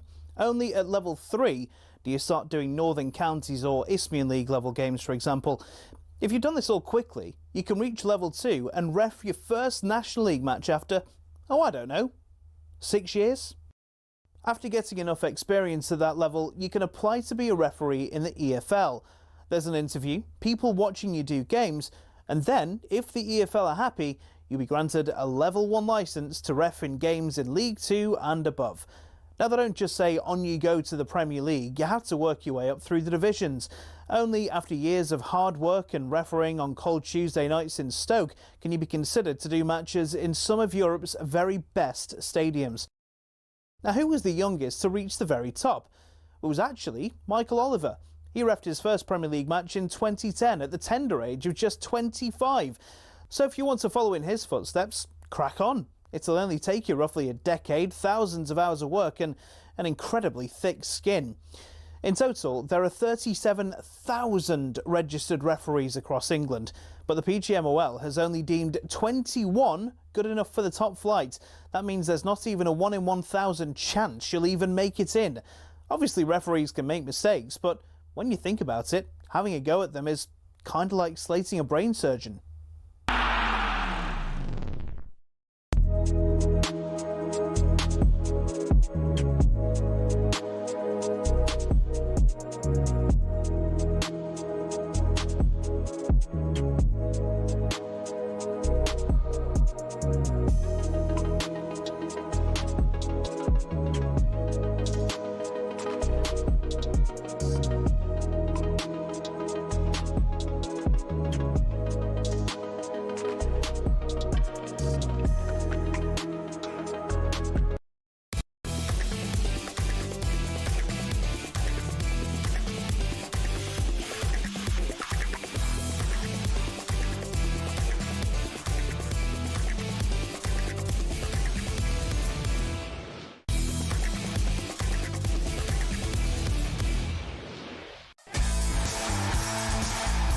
Good morning, welcome along to the Weekend Sports Breakfast here on talkSPORT. We're live on YouTube, we're on your smart TV. If you've just rolled over this morning and turned on the radio, turn on the telly.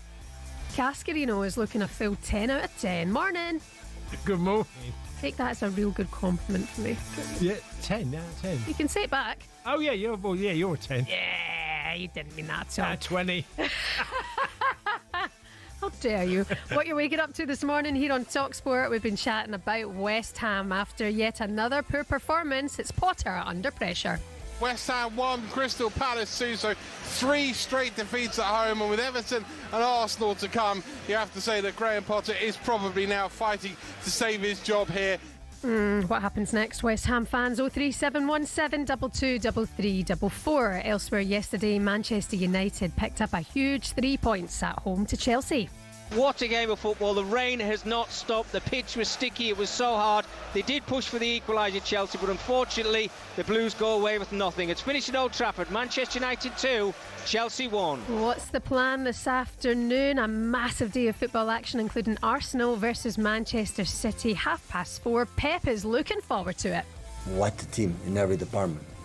So, but we know it. So every team is better and better and better. And I know the quality that all of them they have. On a scale of 1 to 10, how much are you looking forward to this game, Cass? Yeah, up there, 9. Oh, hello. Okay. absolutely. We'll see. Damn, out of 20? Yeah, we'll bring you everything you need to know on a weekend sports breakfast here on talkSPORT. Good morning.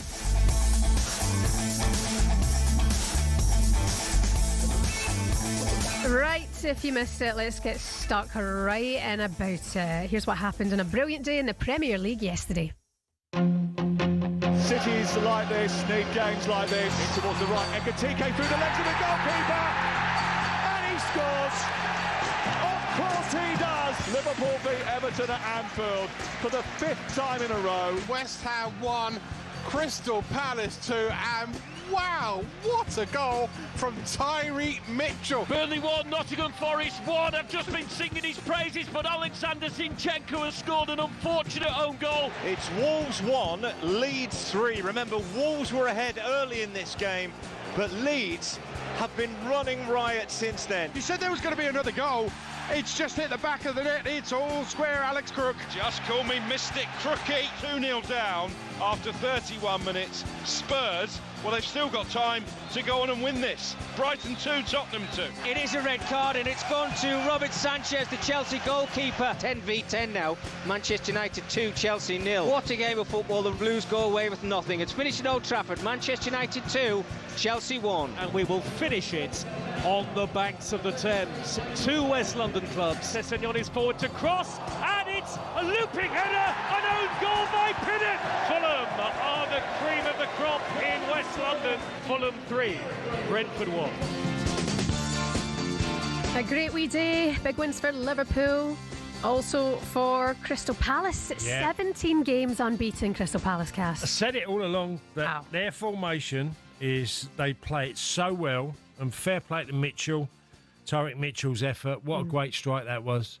His interview after the game is lovely. Big, beautiful smile as well. He seems like a happy wee lad. Well, I'm sure he is happy. It was a great strike. And by the way, Mateta, you know, when I first saw him, I thought, oh, Palace are going to have to get someone in along the line. And I think a lot of Palace fans thought that. Never thought he'd be consistent in front of goal. He's scoring goals. Literally feels like season after season now. Yeah. He's done really, really well. Unbelievable for form. Absolutely. Fulham got a win last night against Brentford. Yeah. Leeds also beat Wolves at Wolverhampton Wanderers 3-1. And a happy Manchester United fan with us now, Cass, our chief football correspondent. Alex Crook, Mystic Alex, is with us now. Hi, Crookie. Hi, Good morning. Alex. How are we? Morning. Good to see you. How are you getting on? Are you good? I'm good, yeah. It was, as you say, a brilliant day yesterday and another brilliant day in store today. I'll be off to the Emirates yesterday. And I tell you what, just looking at the league table, Manchester City can't afford to lose this game, can they? Arguably, they need to win it. Otherwise, they get miles adrift already of Liverpool at this early stage of the season. And they'll be below you as well, Alex, won't they? If they don't win. Hello. I was celebrating last night, United in the top half of the Premier League table. As Jamie O'Hara would say on Sports Bar, we're back, baby. I'll tell you what, there is some funny characters at talkSPORT. We were talking about the Moose earlier and his direct question to Graham Potter. And I was thinking, come on, Alex, you're going to have to give them one of them right down the middle, you know, bat it right to a manager. Yeah, they're always good fun. I had a little exchange with Ruben Amorim last weekend after the Manchester derby, talking about his system and the fact that Bruno Fernandes struggles in it. He obviously insisted it wasn't a system fault, and maybe he'll feel vindicated after that win yesterday. But I think what Manchester United need to do now is go on a run of victories, something they've struggled to do. Haven't won back-to-back games for a couple of seasons now, but they've got Brentford away next weekend, then Sunderland at home, either side of the international break. So there is an opportunity now to build on that momentum, and it has to be a turning point, I think, as far as Manchester United are concerned. It's incredible with the ability of coaches improving all the time. You know, it's also improved the media, and it's also improved supporters whose knowledge is extraordinary. You know, like yesterday, I'm watching the Chelsea game at Manchester United, and I'm thinking, you know, the reaction by Chelsea fans to what Maresca does as well. You know, goes 5 in midfield, and you know, and goes 5 at the back to play against Man United with 10 men. And I thought straight away, well, that's going to go down poorly if this doesn't work out, because they offered no threat at all once they went down to 10 men playing 5 at the back. Yeah, and I've got to say, I've had a message already this morning from a couple of Chelsea supporting friends of mine, and yeah, they're making that point. It was strange, wasn't it? Almost panicked from Maresca to take off pretty much all their creative players, and obviously when United then go down to 10 men, they're not in a particularly strong position to capitalise on that because he's already used a lot of his subs. Yeah. Yeah, I mean, I thought it was a positive performance. I mean, a game of two halves yesterday, Alex, but good to see the players really invested in that game as well. And Ruben Amorim needed a win. There was reports midweek that he had 3 games to save his job. Next week it's Brentford, live on talkSPORT. Can they go on a run from here? Well, listen, I'm not going to say that they're definitely going to go on a run, because there's been so many false dawns over the past decade when it comes to Manchester United, and you know, it never quite seems to happen. But I think he needs to. You know, there needs to be a run of consistent performances. I've got to say, I think as well as the players on the pitch showing their commitment, the fans were brilliant yesterday as well. Obviously, Garnacho got a pretty hot reception, even hotter actually than I anticipated. But this is a fan base who do support their manager, so Ruben Amorim will be feeling that love, and I hope he succeeds, because he's a good guy. He clearly invests a lot of time and energy in this project. I do think he's a bit too stubborn for his own good at times, but the big question that Manchester United fans and the hierarchy would have to answer if they did sack Ruben Amorim is, where on earth do you go next? Who's the next in line for that poison chalice at Old Trafford? Yeah, you've had a few, haven't you, since Sir Alex left the football club, and some really good managers. It's not like it's a case of, oh, you know, we've tried this, we've tried that. You've basically gone for people proven as well.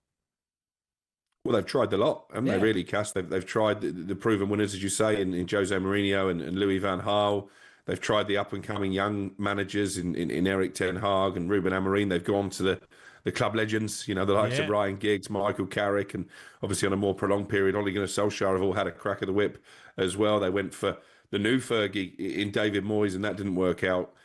I do think if you look around at the moment, and this is probably an issue that West Ham are having, there is a dearth of top quality managerial replacements. So as a Premier League owner, I think you have to think long and hard. It's easy to change the manager. I think it's a lot harder to find a decent successor. We're going to look ahead to the Emirates, because the game this afternoon against Manchester City, 4:30. But see, going on a run, like if Man United are to go on a run, I don't know if you guys have seen this guy on social media who's not going to have a haircut until Man United get 5 games without a loss. His barnet is everywhere. Everywhere, by the way, and he will not get it cut. He's going viral. He's everywhere. So hopefully, if they do win 5 games, that guy can get his hair done. Cass, maybe you can help him with that. Alex, talk to us then about the Emirates later. How are you feeling for this one? Yeah, I can't wait, to be honest. I think when 2 juggernauts collide, it's always a huge occasion. Sometimes the game doesn't necessarily match up to the occasion, but I think this is going to be fascinating, really, from an Arsenal perspective, because I was at Anfield a few weeks ago.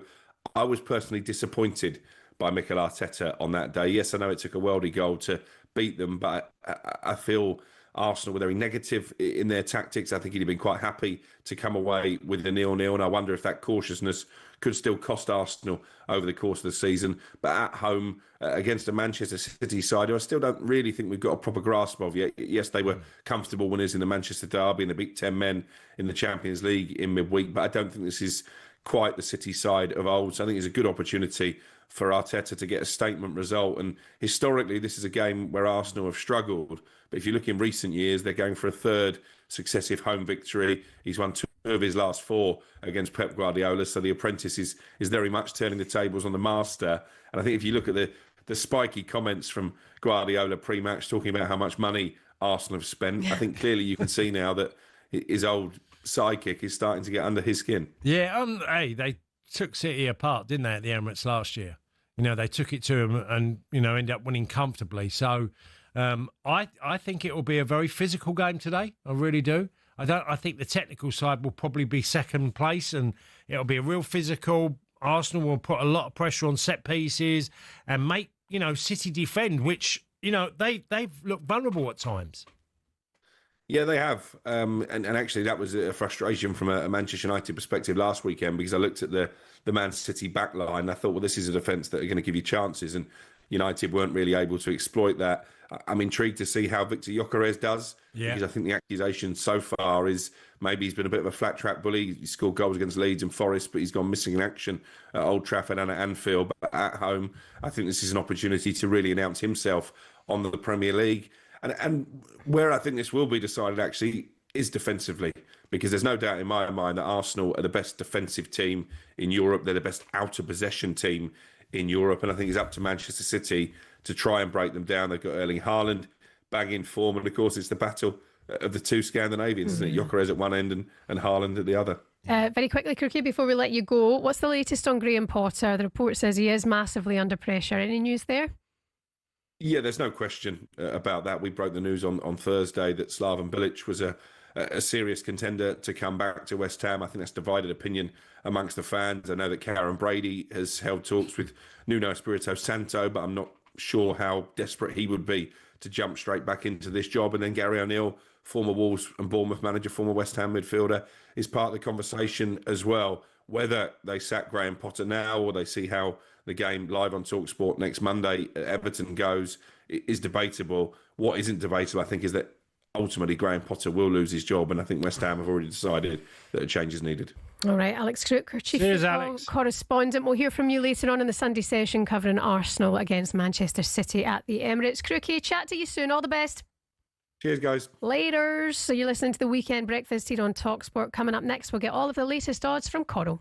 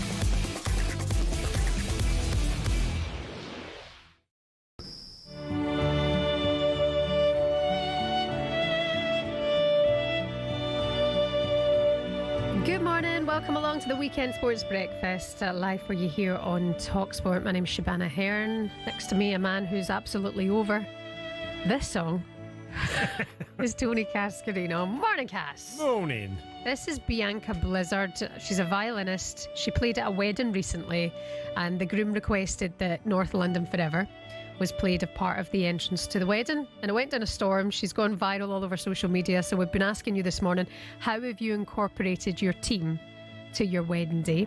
Good morning to a Tranmere Rovers fan. We're getting married next month. We've got a Tranmere shirt, and everybody coming to the wedding is going to sign the shirt, and we're going to get it framed. Oh, yeah. It's a nice wee idea, isn't it? Well, it's that marriage of football and of your partner. Yeah, exactly. I found our, the wedding book where people write down their notes and stuff. I found a message in it recently. I was showing my daughter it, and it was the Spurs formation from a team years ago that our friend Gally had drawn in the book, and he'd put my husband's name in there and whatever like that. They used to play for Tottenham Tots when they were about 9 or something together. So that was one of the messages in the book. But a lot of people bring in their team into their wedding as well. 81089. You can keep us posted on them. You're listening to the Weekend Breakfast on talkSPORT, and it's time now for the latest odds with Coral. The Coral Daily Download on talkSPORT, brought to you by Coral, the home of the free-to-play Golden Rewards Shaker.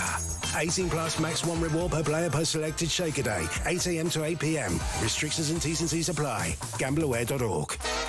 And good morning to Simon Clare. Hi, Simon. Simon. Good morning. That's a very calming piece of music to play me in there. That was lovely. Yeah, well, you probably need...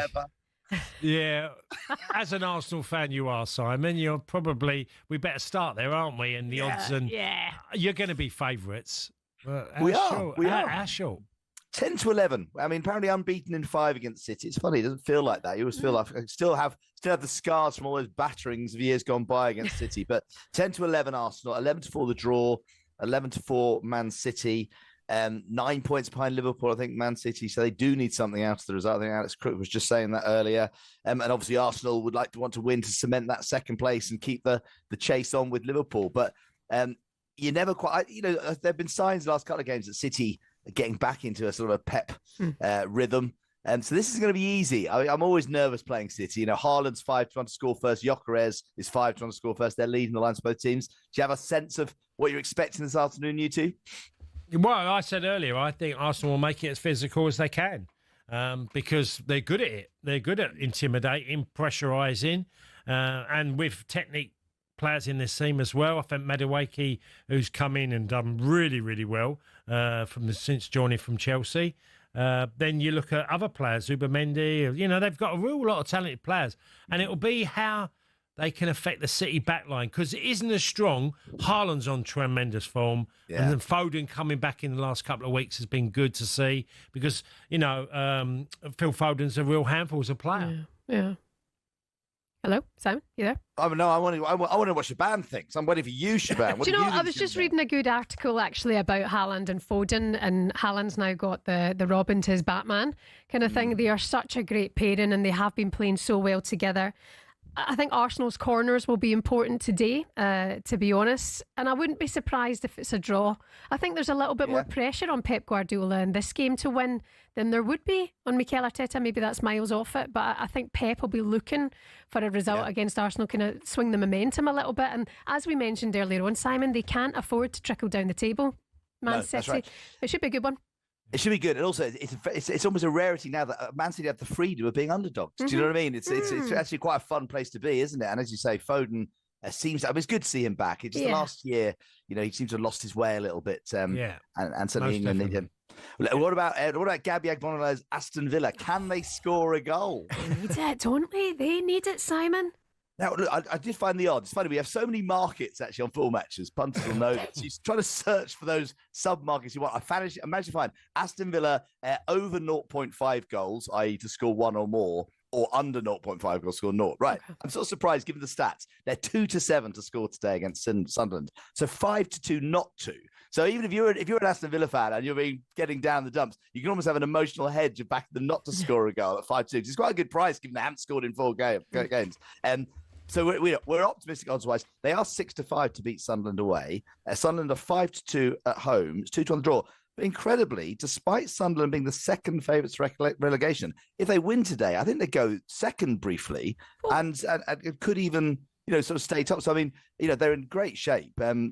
Yes, it should be a really interesting game today. What do you think of the Sunderland Villa game? Well, Right, Sunderland Villa need to score, don't they? They need to do something. Well, Villa, look, what you're looking at, Simon, is two teams. One didn't have enough investment, which was Villa. Financial fair play played a big part. And the team that come up spent a lot, and suddenly hit the ground running this season. So, again, an intriguing game. I think there's another game though. I think it's a really hard one. It's for Newcastle going to Bournemouth, Simon. That's a really tough game, especially after you've played Barcelona in midweek. Yeah. Bournemouth is so dangerous. Yeah, I noted that down. Yeah, exactly. Newcastle have had Champions League football. Bournemouth moved the week off, and Bournemouth are playing well, aren't they? They're 5-2 for a top 6 now. Bournemouth, which would be really, I imagine, is probably their goal for the season. They're 11-8 favourites today. 5-2 the draw. Newcastle 15-8. Yeah, I mean, it's a great opportunity for Bournemouth to, again, 3 points for Bournemouth would take them into second place. And if Arsenal got beat by City, they'll keep second place. Yeah. So, again, great opportunity for Bournemouth today. A brilliant day ahead. Also, the Azerbaijan Grand Prix, please, Simon. What's your odds there? Yeah, I didn't watch it. I was at Air yesterday for an amazing Air Gold Cup meeting up in Scotland. Great fun. Flew back late last night. So it was great. Oh, it was beautiful. And but I missed qualifying. And apparently it was a really exciting qualifying with 6 red flags. Apparently there's so many crashes. It went on for twice as long as it was expected. And it means that Max Verstappen's on pole. He's 2-5 to win this Grand Prix. Lando Norris back in 7th place is the 6-1 second favourite. And Piastri, who's got crashed out, and he's starting in 9th place, is 8-1. It's then 16-1 Carlos Sainz, who's starting in 2nd. And I think, again, for this afternoon's race, it'll all be about the progress that Lando Norris and Piastri can make through the field, trying to chase down Max. I think the Ferrari should be quick, even though they're down the grid as well. So probably a race worth watching, but has a look of a race where most of those the McLarens will be battling for the podiums, whereas it's hard to believe Max won't stay out in front. But he's 2-5 to do so. Probably a more interesting Grand Prix maybe than some of the recent ones have been. Wonderful stuff, Simon. Claire, are you excited for the day? I am really. Yeah, I am. Bizarrely, my daughter's got to Birmingham University, and I've got to get in the car and take a load of stuff up to join her, which she forgot. So I'm basically driving to Birmingham back this afternoon. After Air yesterday. Exactly. Oh yeah, exactly. I'm literally shooting off after the slot and getting ready to drive to Birmingham. So go safely. On the go. Yeah, absolutely. Go see Gabby Agbon-Lahore, have a cup of tea with him. He'll have you overnight. Don't worry about it. I'm going to pop him in and visit him. I don't know where he lives. I'll find out. You will find a way. Simon, Claire, thank you so much for your time today. That was a look at the latest odds with Coral. 18+, be gambleaware.org, and please gamble responsibly. The Coral Daily Download on talkSPORT. Brought to you by Coral, the home of a free-to-play Golden Rewards Shaker. 18+, max 1 reward per player per selected Shaker day. 8 a.m. to 8 p.m. Restrictions and T's and C's apply. Gambleaware.org. What? You know what Gabby will do? Yeah, tell him his address and he won't be in. Or he'll send him to the wrong house. Classic. Coming up next for you on the Weekend Breakfast, we'll be discussing the 45th Ryder Cup. Cannot wait. Gets underway next Friday. Good morning.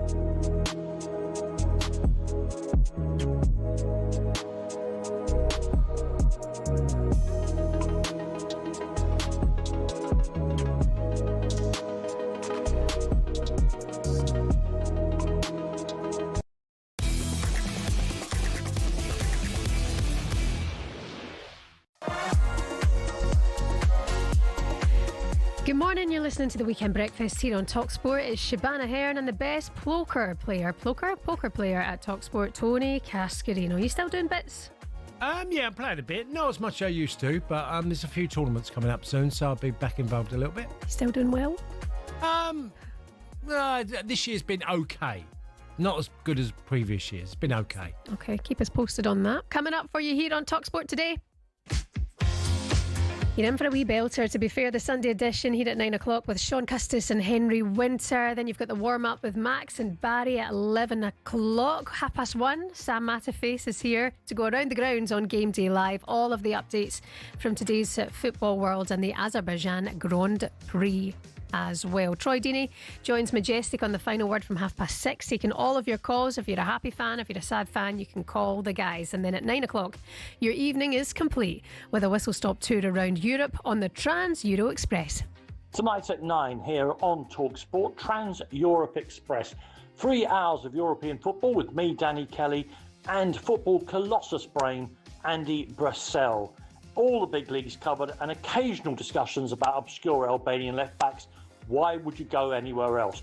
Trans-Europe Express, tonight at 9. We will see you then, Mr. Danny Kelly. Another busy day here on the talkSPORT network. You can download the talkSPORT app and listen wherever you go today, and follow us online at talksport.com. You can watch us on your smart TV. Tony Cascarino is currently having a fight with his earpiece. This is the Weekend Sports Breakfast. Just come out, here. exactly. But it's okay. Oh, do you want me to put it in? No. We can do this without me having. You sure? Because it's good, make great radio. You've got to talk Ryder Cup, and I love the Ryder Cup. Put it in your ear. Sounds weird. Let's get into the world of golf now and look ahead to what is the best weekend ever. Ryder Cup on the way, baby.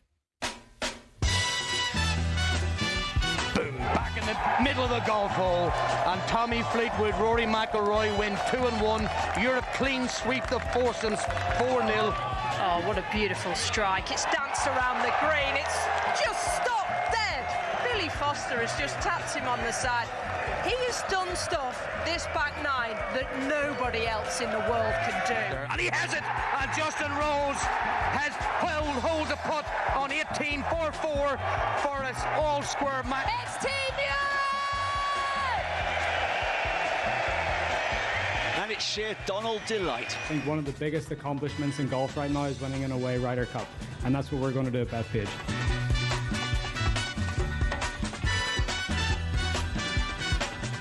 This is described as the most prepared European team ever for an away Ryder Cup in New York State. Players have regular briefings, discussions about strategies, past mistakes, successful approaches. It's a massive weekend in your house. Make sure love it. Wifey's out for the weekend. She don't care, does she? Yeah, well, whatever. Even if she's in, I'm going to watch it. So, but home advantage has been massive in this match up in the Ryder Cup, because if you take Miracle in Medina, which is probably the only one for quite a long time, and the away victory happened, which was an extraordinary one. But Whistling Straits, Hazeltine, both home victories, and a big one in Whistling Straits, 10 points. And then you've had, obviously, in Rome, which Europe won comfortably. In France, likewise, won comfortably. And Gleneagles. So it's been home advantage has played a massive part in this. And do you know what? The rivalry's as strong as it's ever been. I'm glad you mentioned the rivalry, and there's so much of a focus of it now in golf, because it feels like that has really, really shifted over the last few years, and Liv must play a massive part of that. Yeah, of course, yeah. I mean, look, under previous years, and America are under pressure, because they're expected to, when they're at home, to really go well and win it, and win comfortably. But they're under pressure because they haven't got the likes of Dustin Johnson, Brooks Koepka, Jordan Spieth, Patrick Reed, all top quality players for them. So there's some new additions that have come into their group. But the Europeans they're looking forward to it. They're really looking forward to this challenge of taking on the Americans. And there's some great pieces in the paper, Shebahn, because Matt Fitzpatrick's got a piece in the paper talking about his mum and dad are probably not going to go there this time, because when he won the US Open in 22, he got a bit of stick, and then when he played Daniel Berger in Whistling Straits and they lost by 10, he was the last group out.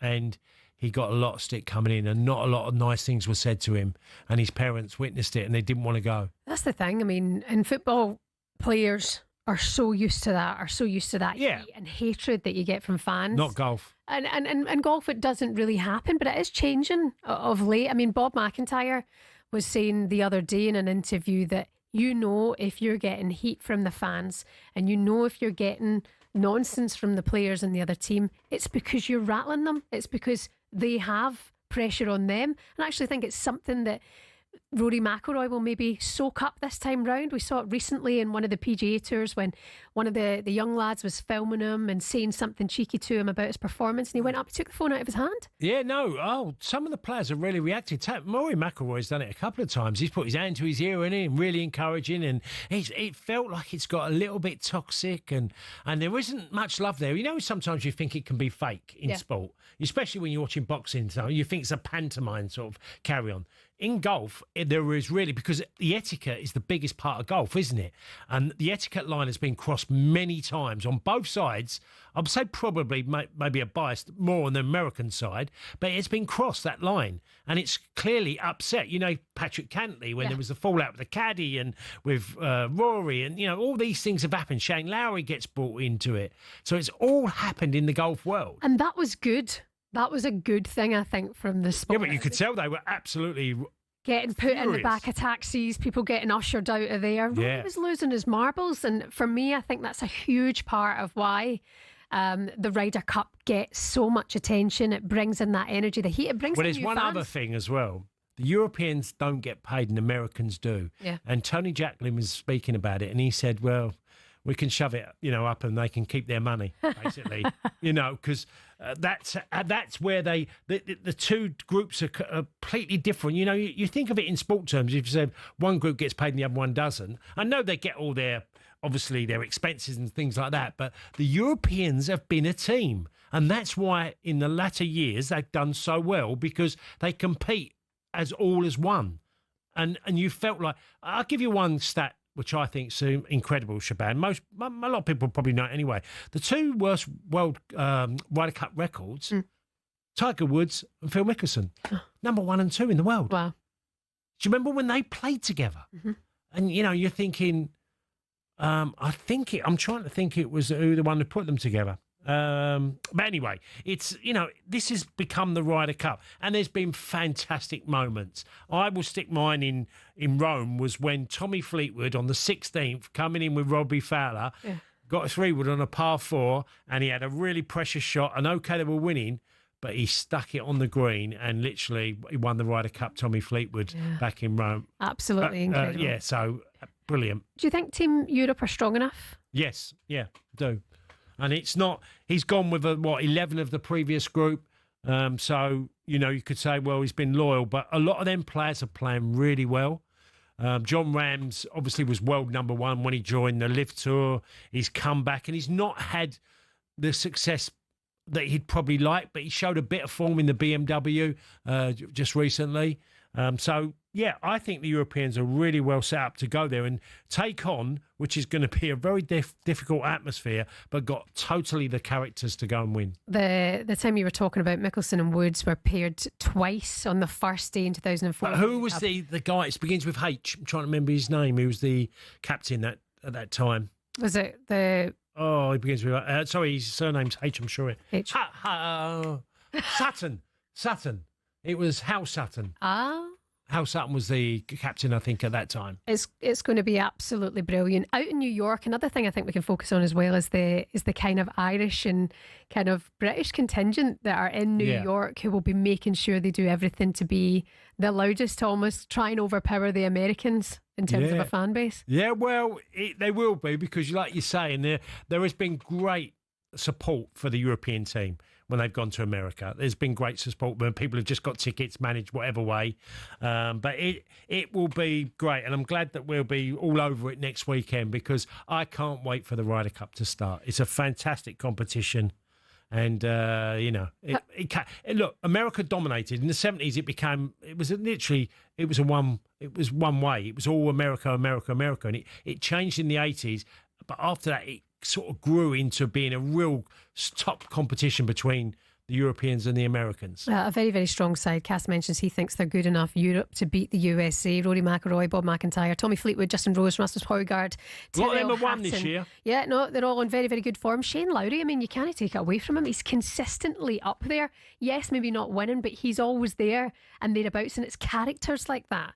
But he plays, he just plays like he's a great partner. Yeah. You know, he's one of them. You could stick Shane with a few. I know he's played with Rory, but he's played with others. You know, you trust Justin Rose.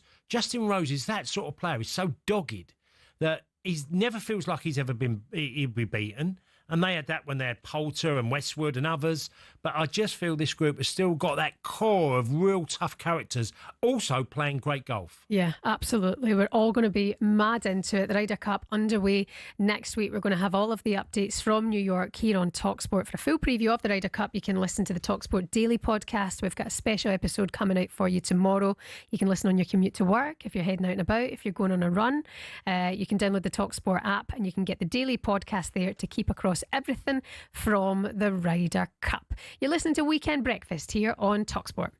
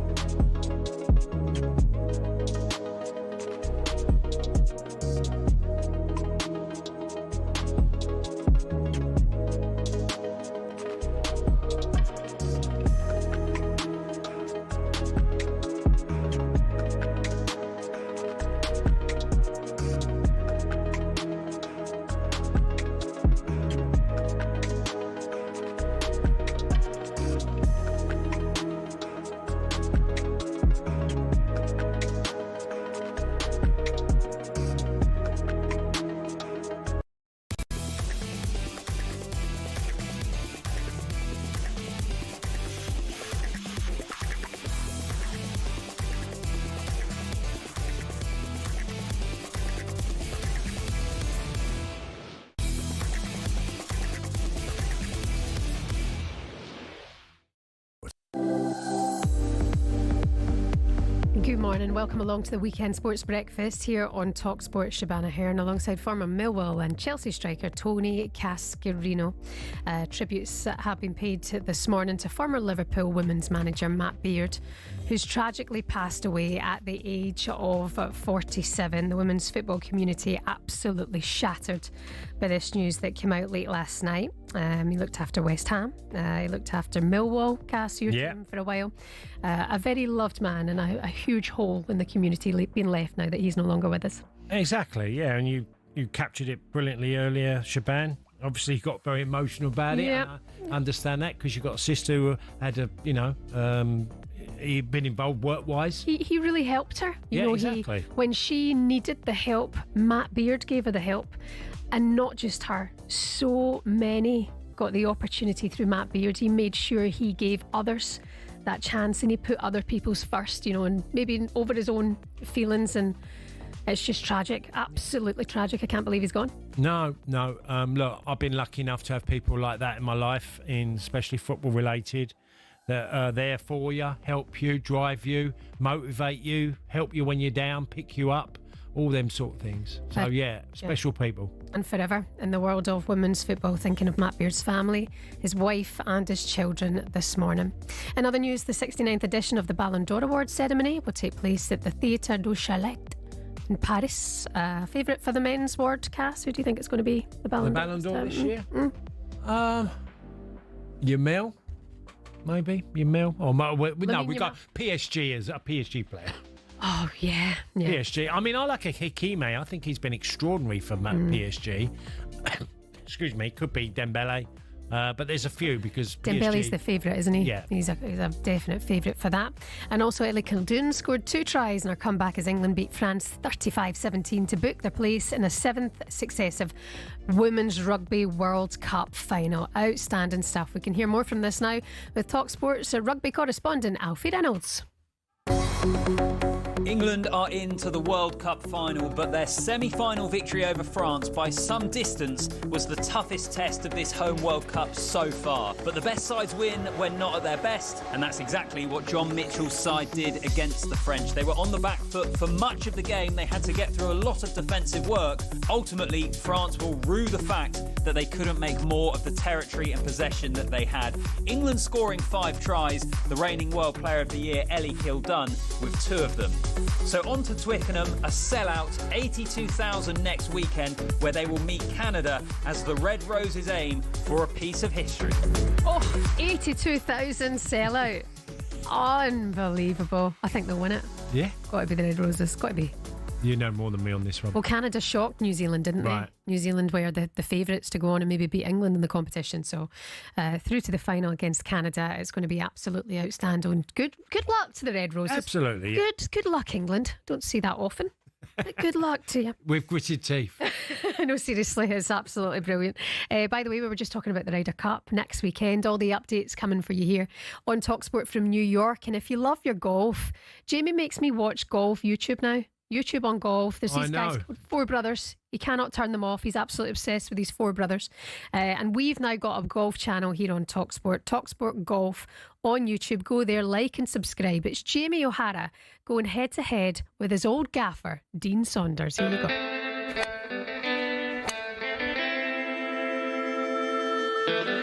It's all about the shaft though for me.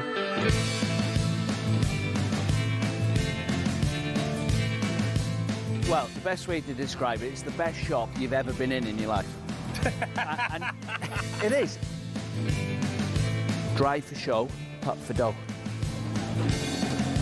It's a disgrace. See that? He drove over my ball, eh? Not hard enough. Sums him up, that does. Always short. See in the trees there? Don't be giving it rabbit scrapings.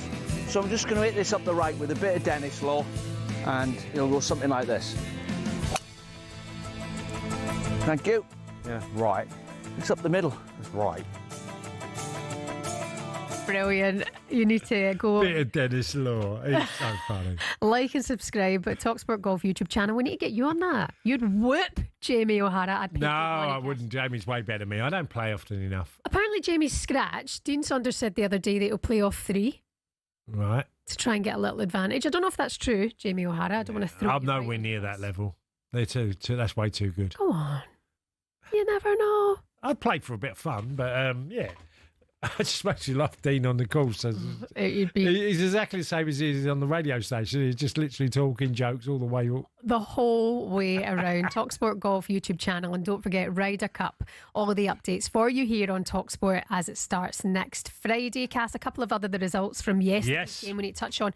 Big win for Leeds. Yeah, absolutely. And after going 1-0 down at Wolves, and Wolves, fighting for their life at the bottom of the table with no wins, and Leeds turned it around. Got to mention to Calvert-Lewin. Yeah. A great header. Well done. If you get balls in the box, I think he's still in the game as we stand today, the best header of the ball, attacking the ball. He just hasn't, he's been injured just way too much.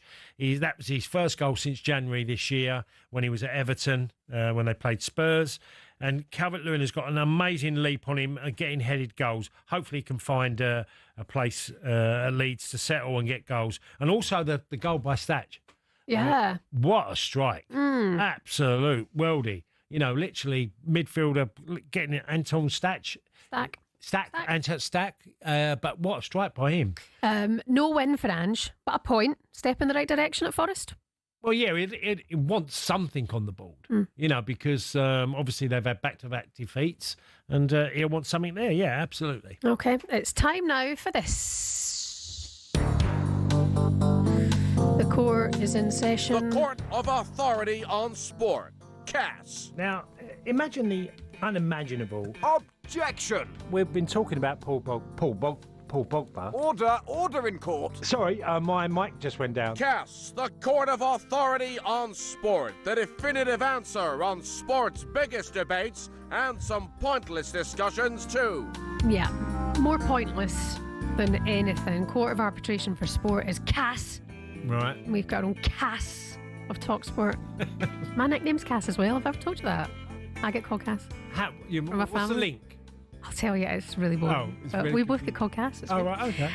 Okay. With a C, C-A-S, yeah? Yeah. Yeah, okay. Yeah, well, sometimes Cass.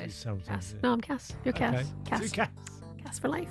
Right, the court is now in session. Very quick one for you here, Tony Cascarino, from Davina McCall and Holly Willoughby. Yeah. TV favourites. They spoke to talkSPORT last week and revealed they're massive fans of this team. Arsenal. I know. I knew that. Have you got season tickets? My husband does. Yeah, I've got season tickets. Hang on a minute. I bought season tickets, and my son keeps taking girls. Like he takes his girlfriend. He takes my daughter's best friend. That is good. That is good. Can you go on a date for the football cast? Can you take someone for the date? First date to football? Yes. Why not? No, we're going to do it. It's quite a good idea. You can get a bit emotional on the day, and if you don't have to talk to them all the time. There's a lot of noise going on. Davina McCall, I think, put her son under the bus there. Said keeps taking girls to games. Plural. Good one, Davina. Cass, thank you very much. We'll see you next week. More than once. Yeah. You're listening to the Weekend Sports Breakfast here on talkSPORT. Max and Charlie on the way very soon. And the Sunday edition with Sean Custis and Henry Winter is next.